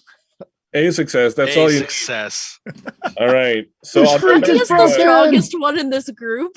Pretty much. Katya and Stanislav, I'll get to you in a second because your thing is kind of gonna close up. So you guys push the statue and you find underneath that has been excavated a very tiny hole that would normally not have held a dead body, but cut up certainly would have been able to stack the pieces in there. You find pieces of hair, of long golden hair, kind of stuck to some of the dried blood in the wall, and you find a dress, beautiful blue dress, some shoes, another personal effects that have been down there, and they're covered in blood. So it's clear they put the stuff down there and then put the body on top of it, but there's no body there. So, but you do find all of Raina's stuff down there, her dress, and she's got her school bag in there with some books and things like that with her name and whatnot in it, and some family portraits and what have you. And one of the things that you find as you kind of go through that quickly is you find a pamphlet, and it shows the picture of a man with her brother's name on it, and it looks like he's maybe a boxer or something, and there's an address for a gym and things of that nature in there. So you feel that if you wanted to get in touch with him, you would be able to see, and you find her personal effects down in there. Also, back in the other room, as the two of you are working together to talk to Raina, you hear her little bell ringing, and after a moment, she seems to sort of calm down, and Astrid sort of stops shaking and just appears to maybe kind of go into kind of a calm sleep or something. She doesn't seem to have the tremors and whatnot anymore. And Raina says to you, "My brother, he must know, and those who did this to me must be exposed. If you do this, I will I will relinquish my hold on Astrid, though I've always cared for her more than any of the others have, or more than the others have cared for me. And I will always continue to keep an eye on her, but I will." You cared for her much better than any of the rest, and you spared her when you didn't need to. And for that, I thank you personally. And I personally promise that I will see that your brother knows the truth, and that everybody in this whole town knows that it was Nils and Han that did this to you, that you were murdered, that you didn't abandon anybody, and you especially didn't abandon Astrid. And as you say those words, she starts to lift up and kind of fade, and she says, 2 nights from now, I will return to see if you have accomplished these things. Until then, I will leave Astrid to your good care. And she kind of floats off and disappear with a little last ringing of a bell. And Astrid slowly sort of starts coming to, and opens her eyes and looks at you and goes, "What happened?" We'll explain everything, but first I feel you need to come into this room and see what has been found. She's so blind. you will bring her with you She's into blind. the other room, show her what you have found, and she will react much better this time. She will still be shocked, but she will sort of understand. As you investigate further, Arn, you discover where the poison had come from, which was the laboratory in here. Of course, there seems to have been just some accident, but it's clear that there was some sort of, it wasn't like a man-made accident. There was, something had been tipped over or something like that. And you do kind of feel the last sort of remnants of ghostly force around it. Yep. I don't want to alarm anybody, but I think Sally did it. That reads. Rude. Look right here. So you will, over the next few days, you will bring this to the attention of Bertolt, of course, He'll be shocked as much as anybody else. You will involve the authorities. You will reach out, find her brother, who is indeed a boxer, and you will find him at the gym that's mentioned. You will explain to him what has happened. He will be very sad and angry, of course, but in the end, he will be very, very happy that you've brought him the news. And, even though he's sad at what's happened, you'll tell him. Katya does tell him that he should connect with Astrid and that he would find a kindred spirit there. And he will certainly do so. You have the feeling that if you'll probably never be able to find Reina's body. The man who took her body away and buried her is dead, as he was one of the huntsmen or the foresters that had come after you. But with her personal belongings and whatnot, Astrid will insist that her belongings be placed in the Hellstrom crypt here on the estate. They will build a monument, like a headstone for her, and sort of give her a resting place. And a few nights later, didn't we save one of the berserkers though? We didn't kill him. We just took his thing from him, so he might know where the body is. You are absolutely right. You are absolutely right. And in fact, once his crime is sort of put in front of his nose, he will agree to show you where the body is. You will be able to recover poor Reina's body. Excellent. Very good. Very, very good, Kristen. And you will be able to inter it with dignity in the Hellstrom house. And once a few days have passed, Gerhardt will come back to you and say that Astrid, although she's doing much better now, will remain at the sanitarium again for a little bit, but would like to return to the house at some point. But she also offers you the use of the house if you wish, because she feels that there are probably others that might need the help that you've provided for her. So if you're interested, you might make the house your sort of headquarters. If you accept, will you accept? Katya also wants to gift Astrid with Sally. Sally. Wow, that's quite the gift, Astrid. And I was going to give her Reginald, but I'm not now.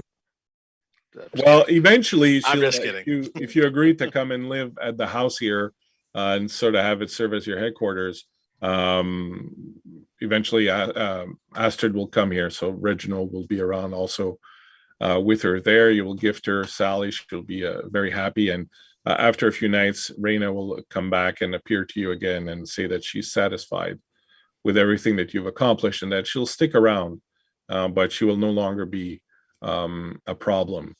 Katya will tell her that she will talk to her often and make sure she is not lonely. She will never be alone again, as you will be there. And a few days later, after you've gone to inter her body and have had the little service, and are coming back to the house, the Gerhard has also agreed to have Krakauer stay on as your butler here at the house to help you out. And as you approach the house, Krakauer will open the doors and will say, "Ladies and gentlemen, welcome to the society." Ooh. I like it.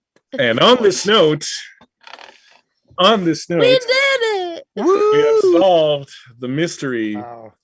of Hellstrom House. Did it. Very Intense. Awesome. Very excellent job. I loved this. Thank you so much, Christian, for coming and running this for Yes. us. It was a huge pleasure. So fun. Thank you Sounds very much, guys, for fantastic. playing. Excellent cast, excellent characters, beautiful all around. Well, before we go out, first, let's go around and have everybody introduce themselves and where we can find them. We will start with Christian, our illustrious GM for the night. I don't know about illustrious, but I am the GM for the night. Here I am. My name is Christian. I'm at the Bleak Season on Twitter, doing various things here and there, mostly, screaming into the void about heavy metal and TTRPGs. And I would simply like to take this opportunity one last time to thank Autumn Knox, Kat, and Kristen, Darth Surrealish, and Rainbows and Razor Blades for allowing me to run this game, which I was really, really wanting to run. And a huge thank you to Robert, Chad, and Elias, and Kristen also for playing wonderful characters and just making this an excellent, one of my very best experiences doing this. So thank you very much, guys. Thank you so much. Thank you. Next, we will have Chad. Hello, it's me, Chad. You can find me on Twitter at RealCMG. You can find me right here on Twitch as North Shore DM. I'm often playing on Wednesdays over on the Superior Adventurers Guild Twitch channel. And I am going to be running a game here on this channel. It's very exciting. In June, starting in June, a D&D Thank game you for the raid, Todd. And we just ended, but thank you. Yeah, thank you. You just missed it, but that's how I roll. It goes along with the roles of the players. Right. Sorry, Chad. Were you what were you saying? Oh, Nathan, hi. Yeah, I'm running a game here in June. It's gonna be fun. Dungeons and Dragons, good times. Join us for that. Yeah, that's all I got right now. Rob. Hi, so yeah, I am Rob, Phantom NJ, Phantom NJ _ D&D on Twitter. And this was an absolutely amazing experience. I am so happy that I got to do this with the group of players and with Christian. Just fantastic story. So I am. You can find me normally, going back to Monday nights on my own channel at 8:00 Eastern most Mondays, and most Wednesdays, probably including this Wednesday on Blue Box RPG.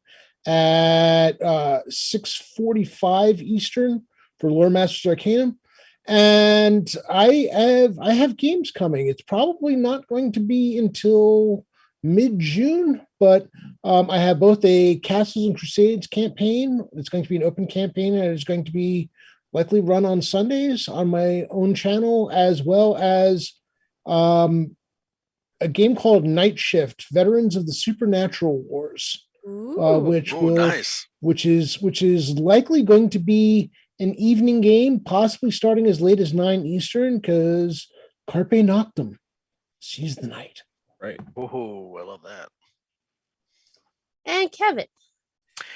Yes, I'm Kevin. I can be found on the socials at KevRan Games. And yes, I got to play Elias and his trusty Schnauzer, Reginald.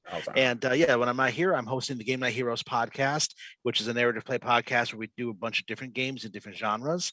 And we've got over 50 episodes, so come check us out. Kristen is on our current arc, which we're playing. She's a modern day spy who's trying to clear her name and uncover a conspiracy, not unlike this game.